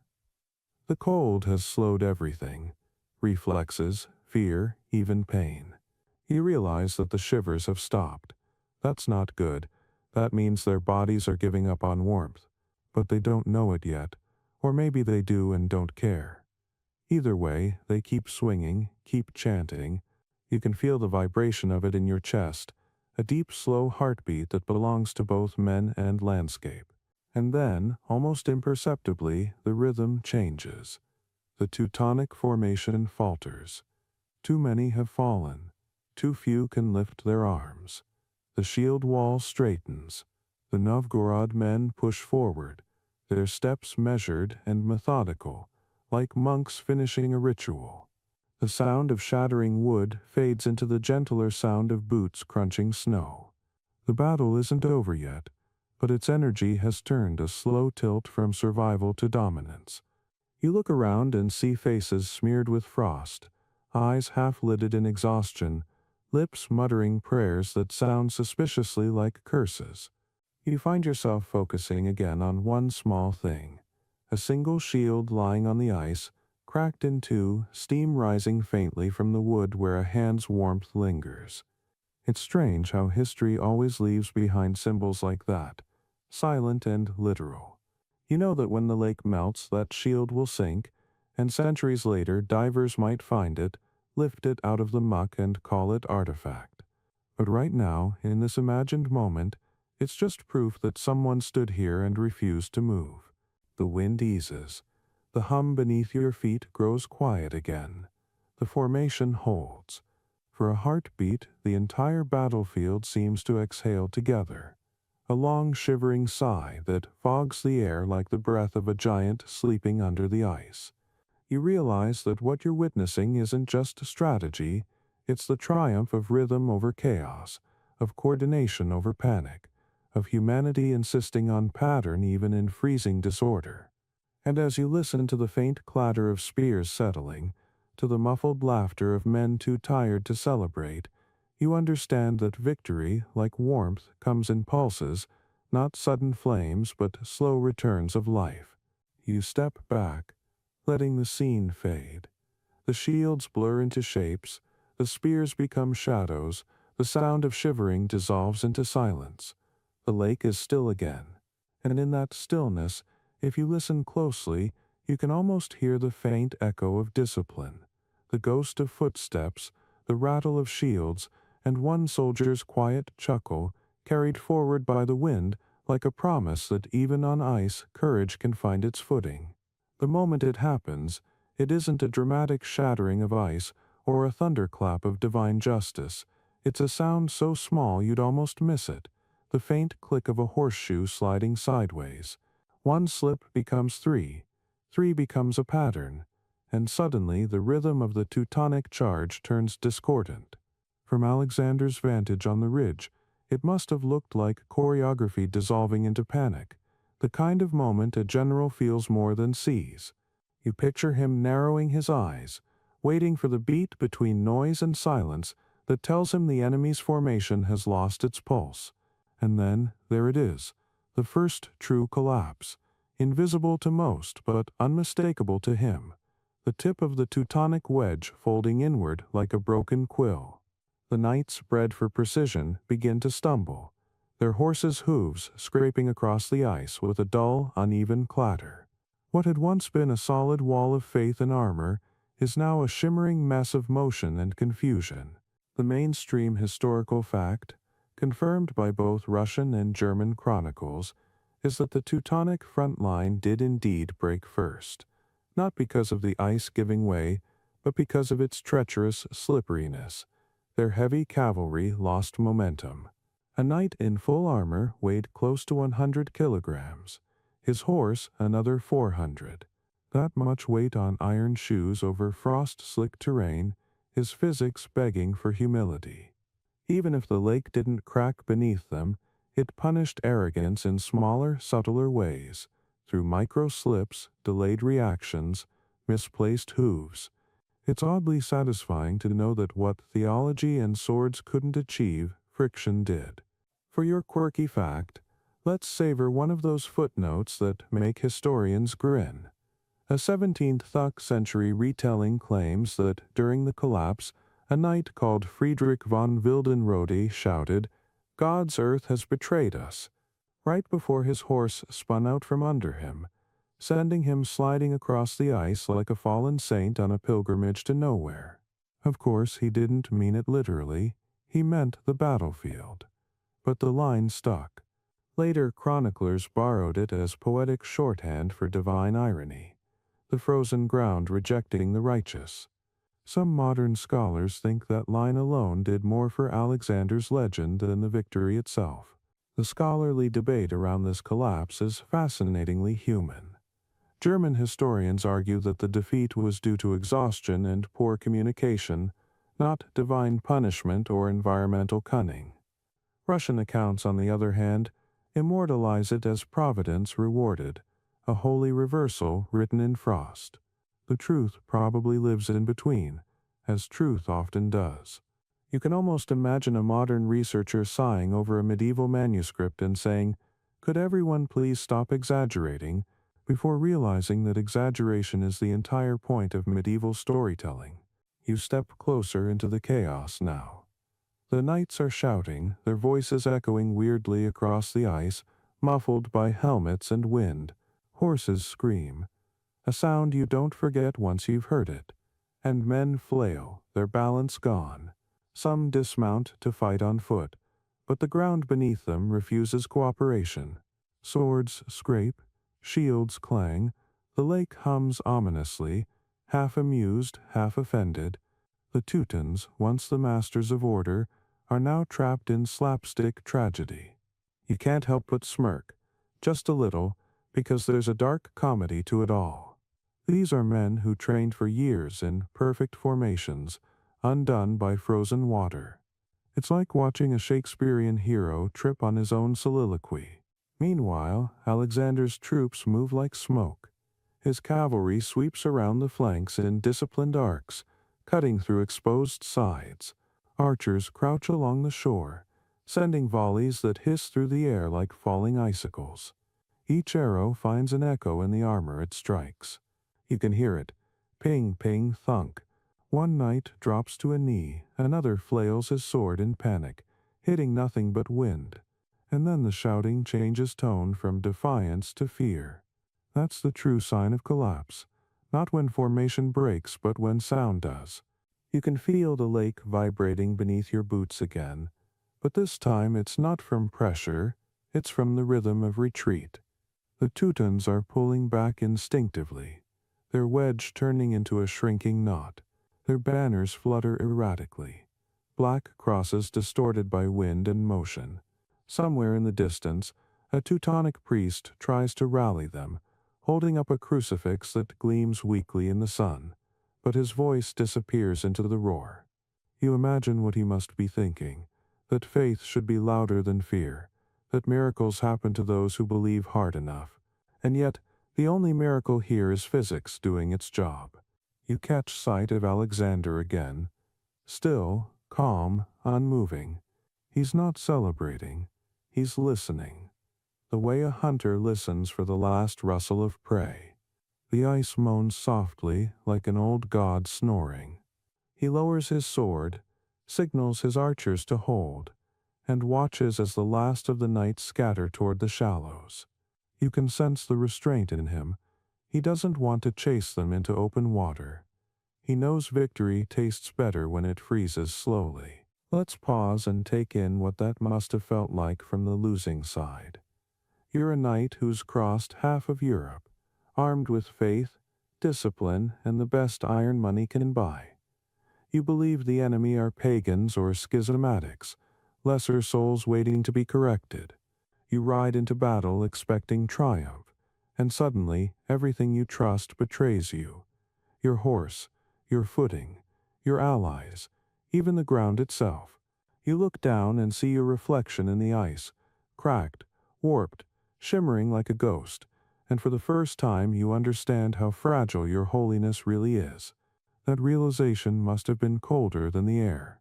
A few chroniclers mention that when the retreat began, the frozen surface turned into a mirror of panic. Men fell and slid, unable to stop, colliding with one another in a grotesque ballet. Some tried to crawl, others prayed. A few just sat still, too tired to care. It wasn't glorious, it was human, and that, more than anything, is what makes this moment endure. History loves neat endings, but the truth is always messy, full of clumsy exits and unplanned epiphanies, and yet there's poetry even in failure. The Teutonic Knights would later call it a temporary misfortune, as if rebranding humiliation were as simple as thawing snow. Alexander, for his part, didn't gloat. He ordered the bodies, friend and foe alike, to be gathered and buried before the thaw. No one wrote songs about that part, but you suspect it's where his legend truly began. Not in conquest, but in quietness. You crouch by the ice, watching sunlight reflect off scattered armor. The surface looks smooth again, deceptively calm, as though it's trying to erase the footprints of chaos. Beneath it, maybe, lie a few helmets, a few swords, a few bubbles of trapped air, frozen punctuation marks in history's long sentence. You realize that if you pressed your ear to the ice, you might still hear the echo of hooves, the desperate clang of faith colliding with reality. You almost do, but what you really hear is something subtler. The faint rhythm of breathing returning to normal, the collective exhale of survivors realizing it's over. The lake, for all its silence, seems to sigh too, relieved to have its stillness back. You straighten, shake the frost from your thoughts, and look once more toward Alexander. He's already turning away, cloak whipping behind him, his soldiers gathering around. The battle is won, but he looks thoughtful, almost melancholy, as if he knows victory on ice never lasts. It melts, it seeps, it vanishes into the ground, and you, still standing there, feel the same uneasy truth sink in. All this noise, all this fury, reduced to quiet ripples beneath your feet. You think of Friedrich von Wildenrode's line, "God's earth has betrayed us," and can't help but smile at how wrong and right it was at the same time. The earth doesn't betray. It merely observes. The ice beneath you has no bias, no memory, no moral. It simply reflects what stands upon it until it doesn't. The wind picks up one last time, swirling powdery snow across the field. The tracks vanish. The armor gleams briefly, then dulls. And as the scene dissolves into pale twilight, you realize that collapse in all its chaos is just another word for surrender to nature, to circumstance, to humility. You take one final step across the lake and listen to the faint crack beneath your heel. It's not a warning this time, it's applause. You stay where you are, letting the noise fade until it's just you, the wind, and a few soft sounds that no one ever writes into battle reports. The groan of frozen leather tightening as men kneel, the shallow clink of a sword tip against ice, the sigh of breath released too slowly, because no one quite believes it's safe to breathe yet. The battle on the ice is over. The shouts have dissolved into murmurs, the rhythm of war replaced by the rhythm of survival, and the lake, patient, indifferent, slightly smug, has reclaimed its silence. What remains isn't triumph or tragedy, but the strange floating calm that follows when every living thing suddenly remembers it's alive. You take it in as though you were there, standing among men whose faces are masked by frost and exhaustion, who look around like sleepwalkers trying to wake from a dream that somehow froze into the real world. Alexander Nevsky's banner flutters weakly in the distance, the cross catching what little sunlight manages to slip through the clouds, and somewhere, maybe a dozen steps away, a Teutonic knight sits motionless, his hands still clasped in prayer because they've frozen that way. The mainstream historical fact that keeps historians busy is this. The casualties weren't enormous by medieval standards, perhaps a few hundred on each side, but the symbolic weight was staggering. It wasn't about numbers, it was about narratives. For the first time, the crusading momentum of the Teutonic Order had been stopped cold, literally. And Alexander became more than a prince. He became a symbol of the North's defiance, the young man who understood that faith without geography is arrogance.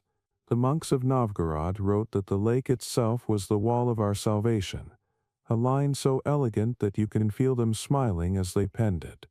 You can't really blame them. It's rare that the landscape writes half your victory speech for you. Now, for your quirky bit, the detail that never makes it into epic paintings but deserves its own footnote. After the battle, local villagers supposedly gathered the horseshoes that had come loose in the chaos and melted them down to make church bells.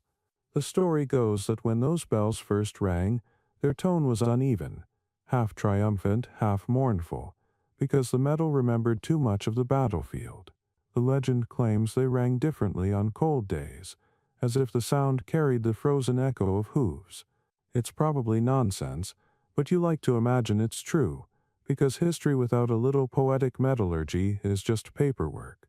The scholarly debate over the aftermath is a tug-of-war between politics and myth-making. German chroniclers later downplayed the loss, framing it as a minor setback in a holy mission, while Russian records elevated it into cosmic theater, the triumph of holy soil over foreign ambition. Centuries later, Soviet historians reinterpreted it again, transforming Alexander into a proto-national hero, the patron saint of defending the motherland.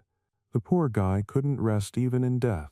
Every empire wanted to conscript him for its own story. You can almost hear him sighing from his tomb.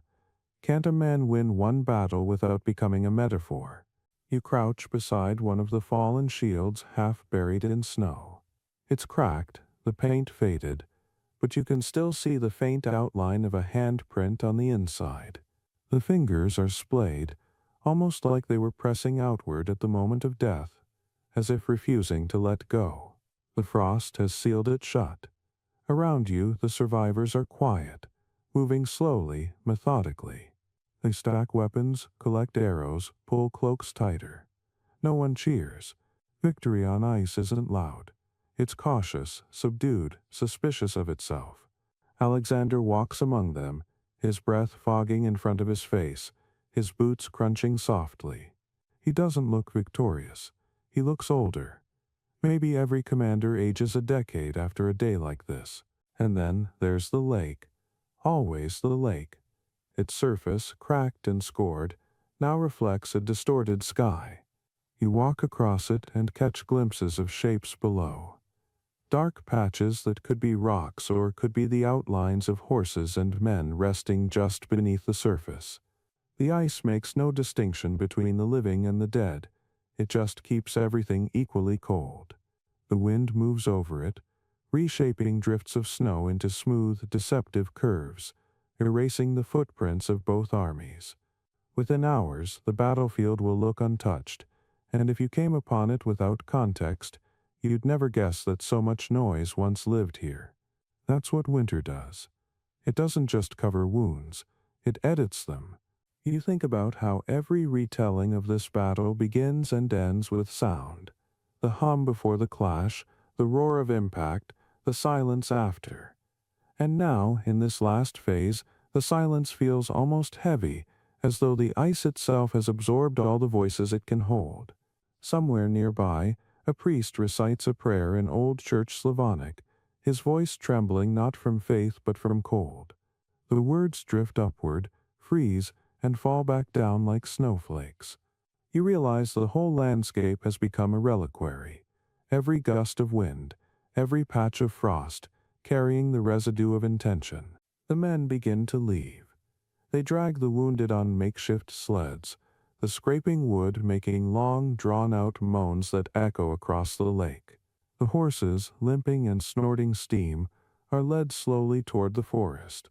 A few stragglers kneel to retrieve arrows embedded in the ice. They twist them free, examine the splintered tips and toss them aside. You follow one of them with your gaze. A young soldier, probably 17, who stops midway across the lake, looks back once at the horizon where the battle had been thickest, and shakes his head. He says nothing, but you can read his thought. It wasn't worth it, but it mattered. You catch yourself wondering what the defeated Teutonic knights are thinking as they retreat toward the west. Perhaps they tell themselves it was just weather, just bad luck, just timing. Maybe they even comfort one another with theology. God tests those he loves. Yet deep down they must sense that something more profound happened here, something less divine and more natural. The world itself had chosen a side, or at least pretended to, and that realization that the earth can shrug off holiness must have been unbearable. As night falls, the last sounds fade, the creak of armor being packed away, the faint hiss of snow falling on embers. You watch as Alexander's men light small fires along the edge of the forest, their orange halos flickering against the blue twilight. The smell of smoke replaces the metallic tang of battle. Someone hums a song, not a victory hymn, just a tune to remind themselves what warmth sounds like. You imagine the lyrics don't matter. It's enough that they hum at all. And you, standing there in imagination centuries later, feel that same stillness. The lake stretches outward like an enormous mirror, the stars beginning to appear in its cracks, their reflections rippling as if the universe itself is trembling from the memory of men. The air is so clean it hurts your lungs, and for a second you understand why ancient chroniclers couldn't resist turning this moment into poetry. It's not because of faith or nationalism, it's because silence after chaos always feels sacred. Somewhere beyond the ridge, an owl calls, snow settles, the last banner comes down, and in that deep, frozen quiet, you realize the truest thing about the battle on the ice, that the victory didn't belong to Alexander or the knights or any flag. It belonged to stillness, to the way the world, after bearing witness to human noise, insists on returning to peace. The lake freezes over again, smooth and reflective, as if to whisper the same verdict to every generation that comes to stand here. You are temporary, but silence is forever. Centuries pass, the ice melts and reforms, and yet somehow the battle never quite leaves the surface, it just changes shape. You're no longer standing on Lake Peipus in 1242, but in a candle-lit scriptorium, a generation later, where a monk scratches on parchment, deciding whether the lake cracked a little or with the mighty roar of the Lord. His quill hesitates, then chooses the roar. That single flourish is how myths begin, not with lies but with punctuation. By the time the ink dries, the battle on the ice has become the Battle of the Ice, a theological event rather than a tactical one. The mainstream historical fact is that less than 50 years after Alexander's victory, chroniclers were already disagreeing about what actually happened. Some described thousands of Teutons drowning, others claimed only a handful even fell through. It didn't matter. The legend had found a temperature warm enough to survive every winter. You imagine the story spreading like campfire heat through the villages of Novgorod. Grandmothers tell children that God himself walked across the lake, freezing it beneath his feet. Minstrels sing that the knight's armor was cursed, that the crosses on their cloaks turned to iron weights that dragged them under. Every retelling adds a new icicle of drama. And yet, buried within all that exaggeration lies one stubborn truth. People needed to believe that nature was on their side. When your winters are 9 months long and your taxes never melt, you cling to the idea that the cold has moral preferences. Here's your quirky bit. The kind of detail scholars whisper about during conference coffee breaks. A 15th century painter commissioned to depict the battle supposedly ran out of white pigment, so he mixed chalk dust with melted candle wax. The mixture yellowed over time, giving his frozen lake a golden glow. Later viewers misread it as a divine light shining upon Alexander. Thus, the first miracle of the battle on the ice might have been bad art supplies. The painting still exists, cracked and faded, proof that the line between theology and chemistry has always been thinner than we think. The scholarly debate about these myths is practically its own battlefield. Medievalists argue over whether the legend was organic folklore or deliberate propaganda from Novgorod's clergy. Linguists analyze how the word led, ice gradually shifted from literal to symbolic in Old Russian poetry. Some even suggest that the entire Drowning Knight's narrative was borrowed from Norse sagas that loved poetic justice delivered by the sea. What's certain is that by the 15th century, Alexander Nevsky was less a man and more a moral humility triumphs over arrogance, local knowledge beats imported dogma, and frozen water never forgets. You walk through time now, into the age of empires. In the 18th century, Peter the Great invokes Alexander's name to bless his new army, claiming lineage from the Prince of the Ice. In the 19th, poets romanticize him as Russia's first modern strategist. By the 20th, Sergei Eisenstein's 1938 film Alexander Nevsky turns the legend into cinema. Trumpets blare, knights sink in slow motion. The soundtrack swells until even the lake seems to sing. Audiences gasp, history professors wince, and somewhere, perhaps in whatever chilly afterlife he earned, Alexander watches, half amused, half horrified, realizing he has become both a saint and a special effect. The truth melts quietly beneath all that spectacle. Archaeologists digging near the lake's shore in the 20th century found almost nothing. No mass graves, no sunken armor, just a few corroded fittings. One of them reportedly sighed. All this legend and not a single helmet, but even he admitted that the absence of proof only deepened the myth. People don't visit Lake Peipus to confirm history. They go to feel it breathe under their feet. Every winter, when the surface freezes solid again, locals claim they hear faint metallic knocking from below. Maybe it's shifting ice, maybe imagination, but no one tests it too hard. Why spoil a perfectly good haunting? You linger in that idea that myths are a kind of insulation, a way for cold places to stay emotionally warm. The villagers who kept retelling the battle weren't just glorifying Alexander, they were keeping company with memory. Every generation needed the reassurance that cleverness could outlast cruelty, that the elements themselves remembered injustice. It's easier to believe that the lake punished arrogance than to face the randomness of weather and war. Myths, you realize, are how humans negotiate with physics. The humor sneaks back in when you think of all the contradictions these tales accumulated. In one version, the ice breaks under the knights because it's too thin. In another, it breaks because it's too thick and traps them like glass. One chronicler even insisted the Teutons were lured onto hollow ice, apparently forgetting how lakes work.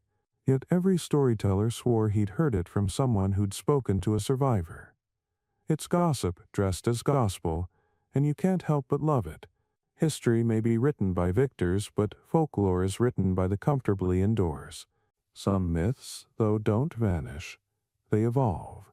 During World War II, Soviet soldiers fighting near frozen rivers were told to remember Alexander Nevsky as if the ice itself were patriotic. Propaganda posters showed Teutonic knights replaced with German tanks, both sinking into cracked ice. The message was clear: winter was Russia's oldest ally. You smile at the symmetry. Even propaganda respects continuity. Yet beneath that reuse lies something almost touching: the belief that courage repeats, that landscapes carry memory like scars. As you stroll across the modern lake in your imagination, the air is still, the ice smooth enough to mirror clouds. Somewhere far beneath, sediment hides the traces of battle, while above, tourists take photos and drone footage. A local guide tells them, "This is where the knights drowned." You nod, not to correct him, but because part of you wants it to stay true. Maybe that's what history really is: collective permission for good stories to keep existing. You kneel, press your palm to the frozen surface. It's cold, yes, but not unkind. You think about the monks who embellished, the filmmakers who dramatized, the scholars who argued, and you realize they're all part of the same chain reaction, one spark igniting another. Myths don't melt completely, they refreeze in new forms. Every retelling is a thaw, a refreezing, a ripple beneath the surface. The wind rises briefly, brushing snow across the ice like turning pages. You hear faint echoes, not of battle, but of words layered through centuries. Heroes, saints, patriots, propaganda, poetry. Each label replaces the last until you can't tell which version is real. You decide it doesn't matter. The lake has room for all of them. The ice accepts every story as long as it's told with conviction. And in that realization, standing alone above 800 years of retelling, you feel something beautifully human. The warmth of fiction pretending to be truth, keeping the past alive just long enough to shimmer once more before it melts away. You stand now on a quieter stretch of frozen ground, not quite battlefield, not quite wilderness, just the empty threshold where reflection replaces adrenaline. And here the story turns from myth to manual. You start to see the battle on the ice not as divine spectacle, but as an accidental masterclass in what later generals would call cold weather warfare, centuries before the term existed. The soldiers of Novgorod never wrote a field guide, but if they had, it would begin with the simplest principle: don't fight the season, let the season fight for you. Every gust of wind that blinded a Teutonic knight, every patch of black ice that betrayed a horse, every snowdrift that muffled the approach of light cavalry. These were Alexander Nevsky's unpaid mercenaries. The mainstream historical fact that anchors this section is that northern Rus armies, unlike most European crusading forces, trained year-round, often hunting and patrolling even in sub-zero months. Their culture treated winter not as an obstacle but as normal operating conditions. The Teutons treated it like a temporary inconvenience, something that could be conquered with courage and cloaks. That difference, more than religion or armor, determined who would sleep beneath furs that night and who would become part of the ice's long memory. You picture the aftermath again. Men rubbing hands over campfires, melting snow in helmets to drink, the smell of pine resin mixing with smoke. Someone coughs hard enough to rattle his ribs. Another picks frost from his beard and jokes, "At least my face is armored." Humor survives where warmth doesn't. But beneath the jokes, you sense a growing philosophy that the real enemy of an army isn't another army, it's complacency in the face of environment. Nevsky understood that before there were textbooks. He'd seen it years earlier at the Neva River, where timing the freeze had been the difference between ambush and disaster. He wasn't just a strategist, he was a meteorologist of instinct. You can imagine him tracing lines in the snow with a stick, muttering equations made of wind direction and sunlight hours, while the men around him just nodded, pretending to understand. Here's your quirky tidbit, the kind of detail that makes generals grin and reenactors shake their heads. Chronicles suggest that Alexander ordered his scouts to sprinkle grain on select areas of the frozen lake the night before the battle. The grain, absorbing faint moisture and frost, created patches of slightly rougher traction for his infantry's boots, invisible to the enemy. It sounds almost too clever to be true, and maybe it is, but you want to believe it anyway, because it turns an ancient fight into a kind of medieval science experiment. Picture a commander so attuned to his environment that he literally textures the battlefield. Even if apocryphal, it captures his ethos. Never waste a resource, even if that resource is friction. The scholarly debate about cold strategy has filled enough dissertations to insulate a small university. Military historians argue over whether Nevsky's success came from foresight or familiarity. Was he a genius of adaptation or just a man playing home field advantage? Some frame him as an intuitive environmental tactician, others as simply lucky that the spring thaw hadn't yet begun. But reading between the icy lines, you sense something deeper, an understanding that logistics, not legend, wins wars. He planned for fuel, for food, for shelter, for stamina. The Teutons, by contrast, brought chivalric confidence and Latin prayers, both of which burn poorly in snow. You move across the imagined camp, listening to what cold warfare sounds like when the swords are sheathed. It's mostly coughing, low voices, the creak of rope as someone hoists a pot over a small fire. One man sharpens a blade, the rhythmic rasp echoing into the dark. Another scrapes frost from his shield and holds it close to the flames, watching steam rise. No one sleeps easily. The ice beneath them pops occasionally, like distant thunder under the skin of the earth. Survival here isn't dramatic. It's bureaucratic. Each gesture, tying knots, drying socks, rationing salt, is a miniature act of defiance against entropy. You can't help but draw comparisons. Centuries later, Napoleon's army would march into Russia with polished buttons and perish under the same sky. Hitler's tanks would freeze in the same logic loop of arrogance. It's almost comforting in a grim cosmic way to see that history repeats lessons until we memorize them. Alexander learned his once and learned it well. His doctrine could be summarized in 3 sentences. Know your climate, move with it, let the enemy pretend it doesn't exist. Still, not every part of this victory was pragmatic. There's emotion here too, the kind that seeps into soldiers who've outlasted the cold but lost something of themselves to it. You imagine the faces around those fires, men staring into flames not just for heat but for proof that warmth still exists somewhere. Some smile, some hum, hold songs, others just stare at the ice beneath them, half afraid it might whisper back. Cold warfare isn't just physical, it's psychological. You fight isolation, silence, the ache of fingers too numb to feel prayer beads. The only thing more dangerous than frostbite is despair.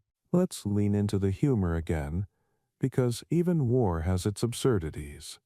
One anonymous diary, possibly a later forgery, but delightful nonetheless, claims that a Novgorodian archer lost a bet after the battle when he boasted he could cook a fish directly on his arrowhead. He held it over the fire, misjudged the heat, and the arrow bent. "I won't miss next time," he allegedly said, "because my aim now curves." That's the kind of soldier who wins cold wars. Resilient, ridiculous, utterly unkillable in spirit. You notice something else, the relationship between movement and stillness. In a warm battle, momentum wins. In a cold one, stillness does. The side that can remain motionless longest without shaking, without breaking, controls the rhythm. Alexander's forces learned to conserve energy, to let adrenaline cool into precision. You can feel that discipline in your own body as you imagine standing there, unmoving, muscles locked, breath shallow. Every second feels eternal, and that endurance is its own victory. As dawn approaches, the camp begins to stir again. Fires die down, armor is checked, scouts return with quiet reports of empty horizons. The wind shifts west, carrying the faint scent of thaw. It's over. The lake will melt soon, and all this will become geography again. Alexander surveys the field one last time, his face unreadable. He knows that history won't remember the logistics, the grain, the coughs, or the cracked fingers. It will remember the glory, the miracle, the poetic frieze. But he also knows those legends only exist because of small, unglamorous choices made in the cold. You can almost hear him whisper to no one in particular. They'll call it faith, but it was planning. The men begin to march home, leaving faint footprints that the wind quickly erases. The ice hums softly beneath as if approving. And as you walk with them in imagination, you realize that the real lesson of the battle on the ice isn't about war at all. It's about awareness. To live here, to endure here, you must listen constantly to the lake, to the wind, to the cracking of your own patience. Cold warfare, it turns out, is just heightened listening, the kind that teaches humility before the world's quiet, brutal beauty. By the time you reach the tree line, the fires are behind you, and the lake looks peaceful again, almost innocent. The myth makers will soon return to rename it holy. The painters will turn it golden. The poets will melt it into metaphor. But for now, it's just frozen water, perfectly still. You take one last look, inhale the scent of pine and frost, and realize the final rule of winter warfare. The victor doesn't conquer the cold. He befriends it, borrows it, and leaves it exactly as he found it. You return now to the heart of what held these men together. Not strategy, not geography, not even survival, but the thin, trembling thread of belief stretched taut across the ice. In the hush after victory, the battlefield smells not of blood but of incense and smoke. You see priests moving carefully among the soldiers, muttering blessings that freeze in midair, their words turning into faint halos of mist. Some of the wounded mumble prayers too softly for even God to hear. Others sit in silence, their faith evaporated by exhaustion. There's a mainstream historical fact worth grounding here. Both armies went to Lake Peipus believing the Almighty rode with them. The Teutonic knights saw themselves as armored apostles, bringing salvation eastward with every swing of the sword. The Novgorod men, under Alexander, prayed to icons painted with soot and wax, believing theirs was a war not for conquest but for preservation. And so two versions of righteousness met on the same frozen mirror. Each convinced the other was an offense to heaven, each expecting divine weather on demand. You kneel beside one of the Novgorodian icons, still upright in the snow, the Virgin faintly smiling through a glaze of frost, her paint flaking into the wind. A soldier kneels there too, whispering thanks not for victory but for warmth. His gloves are torn, his breath shallow. You realize the prayer isn't theological, it's practical. He's not asking for grace, he's asking for sensation to return to his fingers. Faith, you think, is just fear repackaged politely. It's the mind's way of saying please to a world that's too cold to answer otherwise. Now your quirky bit. One of those fragments of folklore that sounds absurd until you realize absurdity was survival's cousin. Chronicles from Novgorod mention that before battle, Alexander's chaplain sprinkled holy water on the ice to bless the footing. Later generations would call it a miracle that the Russian army stood firm while the Teutons slipped, but the holy water froze almost instantly, forming tiny rough patches beneath the soldiers' boots, unintentionally improving traction. The same act that was supposed to invite heaven ended up being an accidental physics lesson. You almost laugh because it's so perfectly human. We pray for miracles, and sometimes they arrive disguised as good grip. The scholarly debate about faith in this battle stretches centuries. Historians argue whether Alexander's spirituality was sincere or strategic, was his piety genuine, or was it propaganda for a city that needed moral victory as much as military one? Medieval chroniclers never doubted. Modern ones can't stop doubting. And somewhere between the incense and the ink lies a simple truth. Belief doesn't need to be pure to be powerful. On that lake, men froze to death clinging to crosses they couldn't feel. and yet somehow that act made sense to them. The cold was a test. Faith was the language of endurance. You walk among the survivors, and faith takes on many shapes. One man carves a tiny cross into the haft of his spear, not for holiness but to remind himself of luck. Another cuts a strip from a fallen enemy's cloak, convinced it carries divine protection by proximity.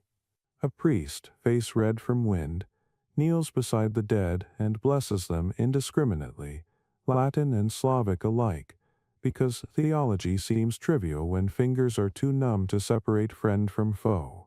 You can smell wax melting in lanterns, see halos of light trembling in the dark. The men huddle closer. The prayers blend with the crackle of fire until you can't tell which sound is human and which is divine static.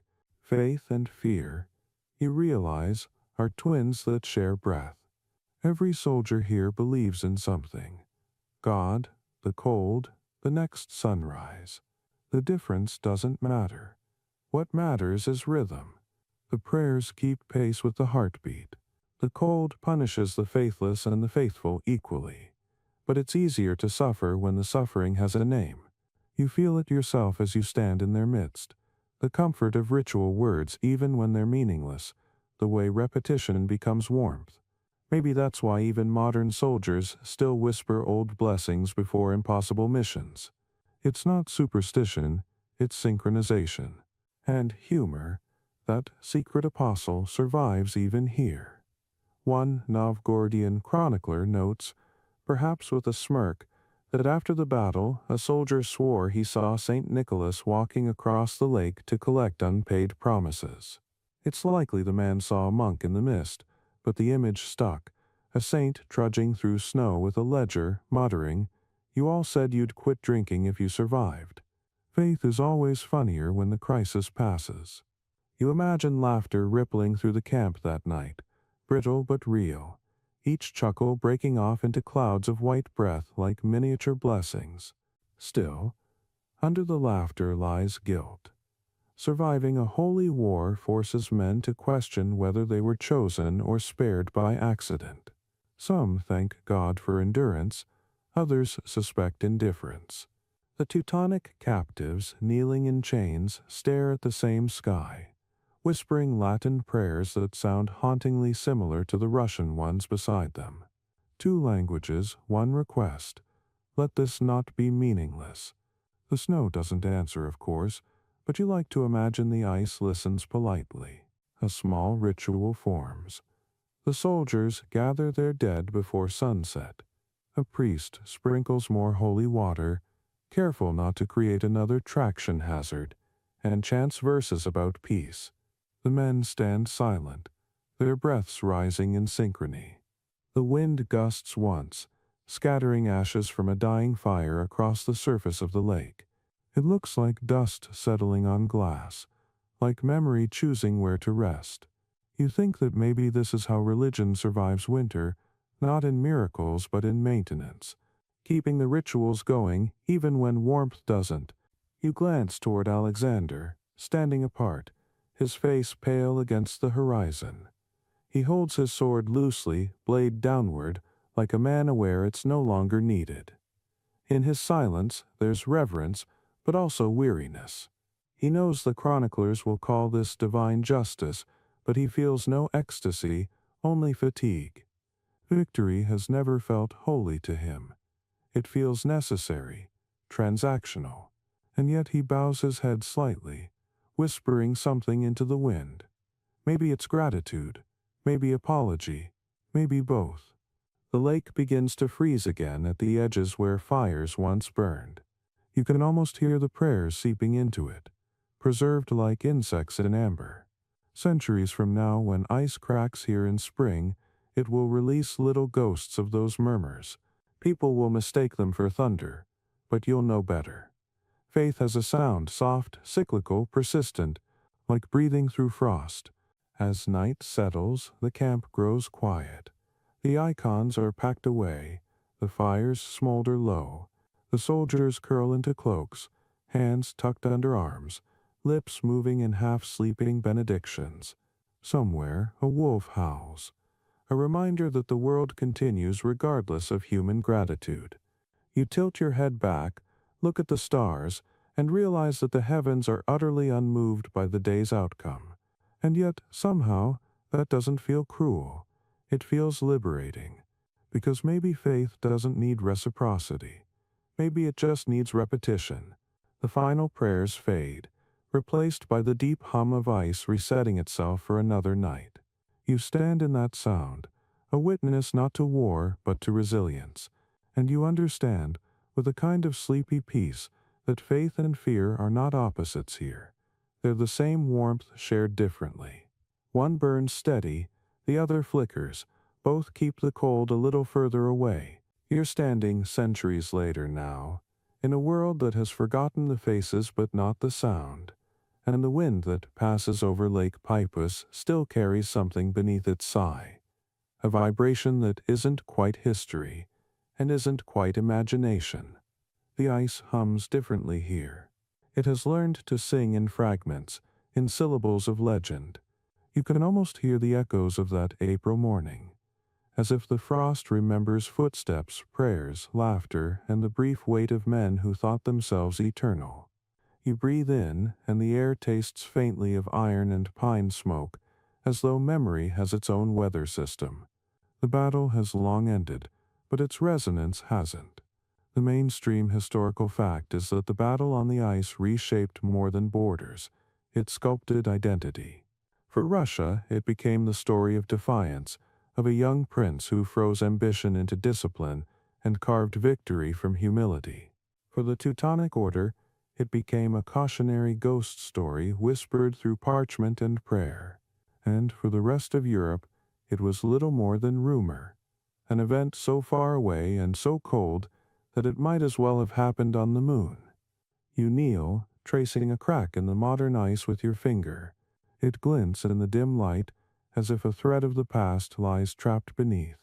Somewhere deep under the frozen surface lies mud, layered with centuries of thaw, each spring softening the memory, each winter sealing it back in. The soldiers are gone, their names replaced by statistics, their relics swallowed by silt. Yet every year when the lake freezes again, locals say they hear faint knocking from below, like armor shifting or hooves resettling in their long rest. Of course, scientists say it's just expanding air bubbles, but you smile because you know that's exactly what a scientist would say. The echo doesn't care about verification, it exists because we keep listening for it. Your quirky bit this time arrives from an old 19th century traveler's journal. A merchant from Riga claimed he saw tiny crosses rise to the surface during an unseasonably warm spring thaw. Twigs, maybe, or bits of debris shaped by coincidence, but to him they were unmistakable signs of divine persistence. He wrote, "It was as if the lake still wished to confess." The sentence feels absurd, but hauntingly apartment. That's what all echoes are. You realize, unfinished confessions traveling across centuries, looking for someone with patience enough to listen. Scholars, of course, have made entire careers out of listening. The debate over the battle's legacy became its own echo chamber. Was it really as decisive as folklore claims? Did it truly shape Russian national consciousness, or was it retrofitted into patriotism centuries later? The 20th century made it both sacred and cinematic. Eisenstein's film turned echoes into spectacle, trumpets blaring, choirs swelling, nights sinking in slow motion, and in doing so it froze the myth again, but this time in celluloid instead of ice. You can almost imagine the lake watching the projector light flicker across its surface decades later, amused that its old story now danced in shadow and brass. But the most fascinating echo is internal. You feel it in your chest when you exhale, a hollow resonance that mirrors what the lake must have felt that day. Cold landscapes have a strange relationship with memory. They preserve it too well. Snow and silence conspire to make forgetting impossible. The men who fought here left not ruins but tone, and tone lingers. Every creak of frozen surface in the dark carries an emotional residue of endurance. Every whisper of wind sounds faintly like the word hold. Even the birds that skim over the thawing edges seem to fly cautiously, as though respectful of whatever hum lies below. And humor. Ever the uninvited historian sneaks in through the centuries. Locals tell tourists that if you whisper Alexander into the ice and listen closely, you'll hear a horse snort back. Children press their ears to the frozen surface and giggle, swearing they heard armor clink. There's comfort in that, in the way generations turn solemnity into folklore, tragedy into play. It's how echoes survive, not through reverence, but through reenactment. The same lake that once held terror now hosts fishermen in neon jackets, their augers spinning holes exactly where cavalry once fell. You imagine Alexander would approve. Practical use has always been history's best revenge. The scholarly debate over echoes, yes, it exists, insists that every retelling of the battle reflects the era that tells it. Medieval chroniclers heard divine approval. Soviet directors heard national strength. Modern historians hear resilience against foreign arrogance. The story adjusts itself to the listener, like sound bending over distance. You find that strangely poetic. The battle no longer belongs to the men who fought it. It belongs to anyone who hears it. You stand and close your eyes, letting the wind's rhythm replace your own heartbeat. For a moment, it almost feels like being there again. The same chill, the same brightness, the same uncertainty that hung before the first charge. You hear echoes not just of metal, but of emotions: fear, hope, hunger, faith. It's startling how contemporary they sound. You could swap armor for ambition, swords for speeches, and the melody would remain the same. Every age fights its own battle on the ice. Only the temperature changes. The lake, if it could speak, would probably roll its eyes at all this interpretation. It has seen crusaders, fishermen, poets, filmmakers, politicians, and now you, all projecting meaning onto its surface, like actors trying to rehearse on the same stage. But maybe that's what the echo is, a rehearsal that never ends. Each footstep on this ice is a new translation of the old sound. You walk toward the center, where the cracks spread out like a spider's web. Delicate, dangerous, inevitable. You crouch and whisper something you can't quite put into words, a mix of admiration and apology. The ice replies with a faint, hollow tone, deep and patient, as if saying, "I remember." And for an instant, it doesn't matter whether that's real or imagined.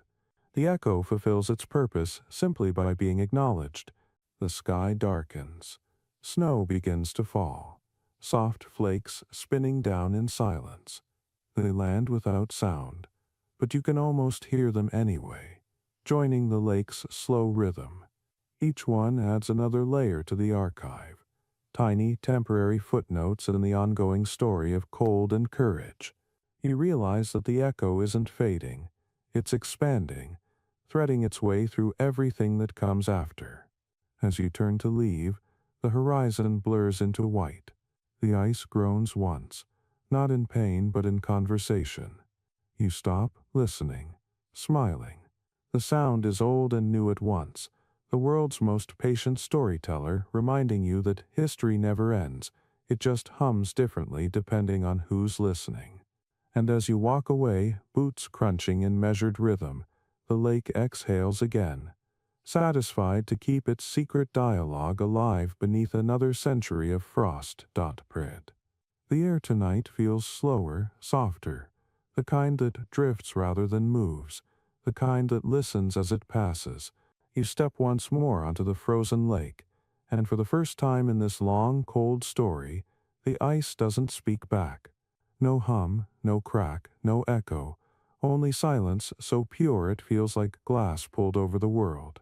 You inhale, and the cold burns your lungs gently, the way a candle burns the air around it, not to hurt but to remind you you're still alive. The snow beneath your boots whispers rather than crunches, a hush built from centuries of retelling. This is where the story has always wanted to end, not with thunder or triumph, but with exhale and rest. Alexander Nevsky is gone now, centuries gone. his name worn smooth by praise and propaganda, his body dust scattered somewhere far from this lake, but his breath still lingers here. The Teutonic knights, their armor rusted into myth, have faded into the same winter dusk. All that remains is the stillness, the long, patient quiet that follows every human storm. The mainstream historical fact, and perhaps the only one that still matters, is that the battle on the ice didn't change the world overnight. Borders shifted slowly, alliances thawed and froze again. Life went on. Fishermen returned to these waters. Merchants crossed them in winter wagons. Lovers walked where soldiers once fell. History, it turns out, is far better at healing than remembering. You stand there now, imagining those first ordinary footsteps on this battlefield years after the war. People unafraid, laughing, dragging sleds across the same ice that once cracked beneath armor. You can almost see their faces glowing in lantern light, unaware that beneath them lay a museum of silence. Now your quirky fragment. In the early 1600s, long after anyone could name a single knight who'd fought here, locals began cutting ice blocks from this lake to sell to nobles for preserving food. They swore that meat and fruit stored in Nevsky ice never spoiled. One superstition claimed it carried victory in its chill. Maybe it was just better density. Maybe just good marketing. But it's lovely to think that even frozen water can inherit confidence from history. You picture a barrel of it hauled south, melting slowly in some aristocrat's cellar. Each drop a tiny ghost saying, "I held armies once." The scholarly debate over endings is less romantic. Academics ask what the battle truly meant. A military skirmish, a national myth, a medieval misunderstanding that snowballed into scripture. They point out that time itself erases distinctions between bravery and luck. You find comfort in that because it means everything eventually equalizes. The victors and the defeated both return to anonymity. Their names carried softly under ice like silt. The lake, impartial as ever, keeps no sides, no flags, no gods, only reflections. And tonight, those reflections ripple with the slow rhythm of dusk turning to night. You take a few steps further out, listening to the faint crunch of your boots fade into stillness. The moon hangs above you, pale and forgiving.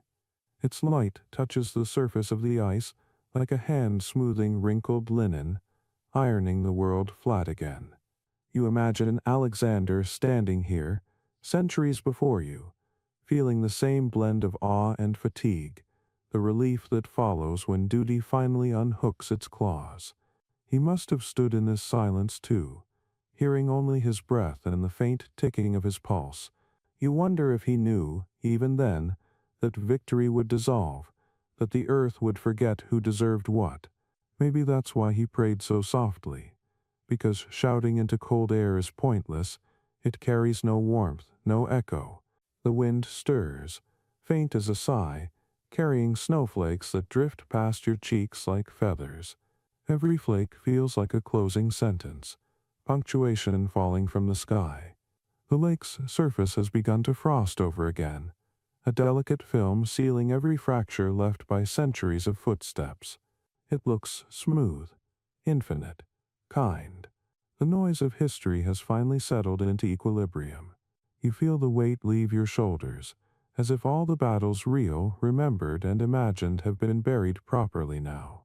There's nothing left to interpret, no heroes to defend, no villains to condemn, only quiet. You kneel once more, press your palm to the ice, and it feels warm not physically, but in that strange way silence feels alive when it's total. You imagine all the lives that have touched this place folded neatly into the same frozen fabric. The fisherman's laughter, the monk's quill scratching, the knight's desperate prayer, the director's booming soundtrack, the child's giggle as he listens for ghosts.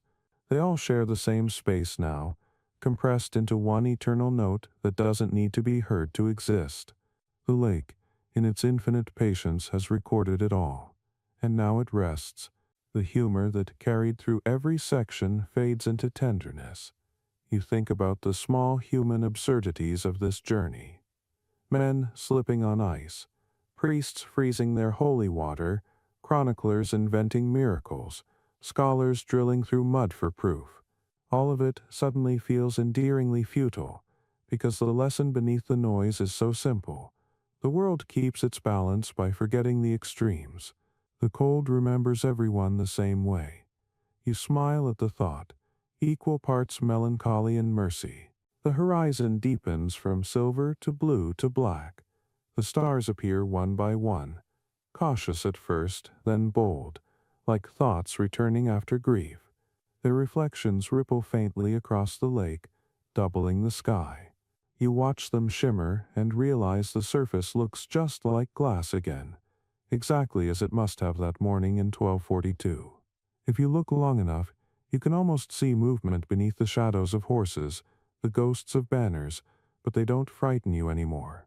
They've stopped reenacting. They're resting too. The night grows colder, but not cruel. You pull your coat tighter, not because you need to, but because ritual feels right. Every end deserves ceremony. You close your eyes, and the air hums faintly. Not from ice this time, but from your own pulse syncing with the rhythm of quiet. The story has come full circle. The battle, the noise, the myths, the laughter, they all dissolve into this stillness, into this soft, unbroken breath of winter. The ice holds steady, content at last. You whisper one final thank you to the lake, to the history, to the absurd and beautiful persistence of human storytelling. Your words vanish into the frost almost instantly, but somehow that feels perfect. The silence accepts them. The moon moves higher, and for a brief second, its reflection aligns perfectly with your shadow, the living and the remembered meeting in equilibrium. You exhale slowly, watch the mist drift upward, and feel it fade like the last line of a prayer dot. The wind stops, the air thickens, the ice is utterly still. The story exhales. End of script. Sweet dreams.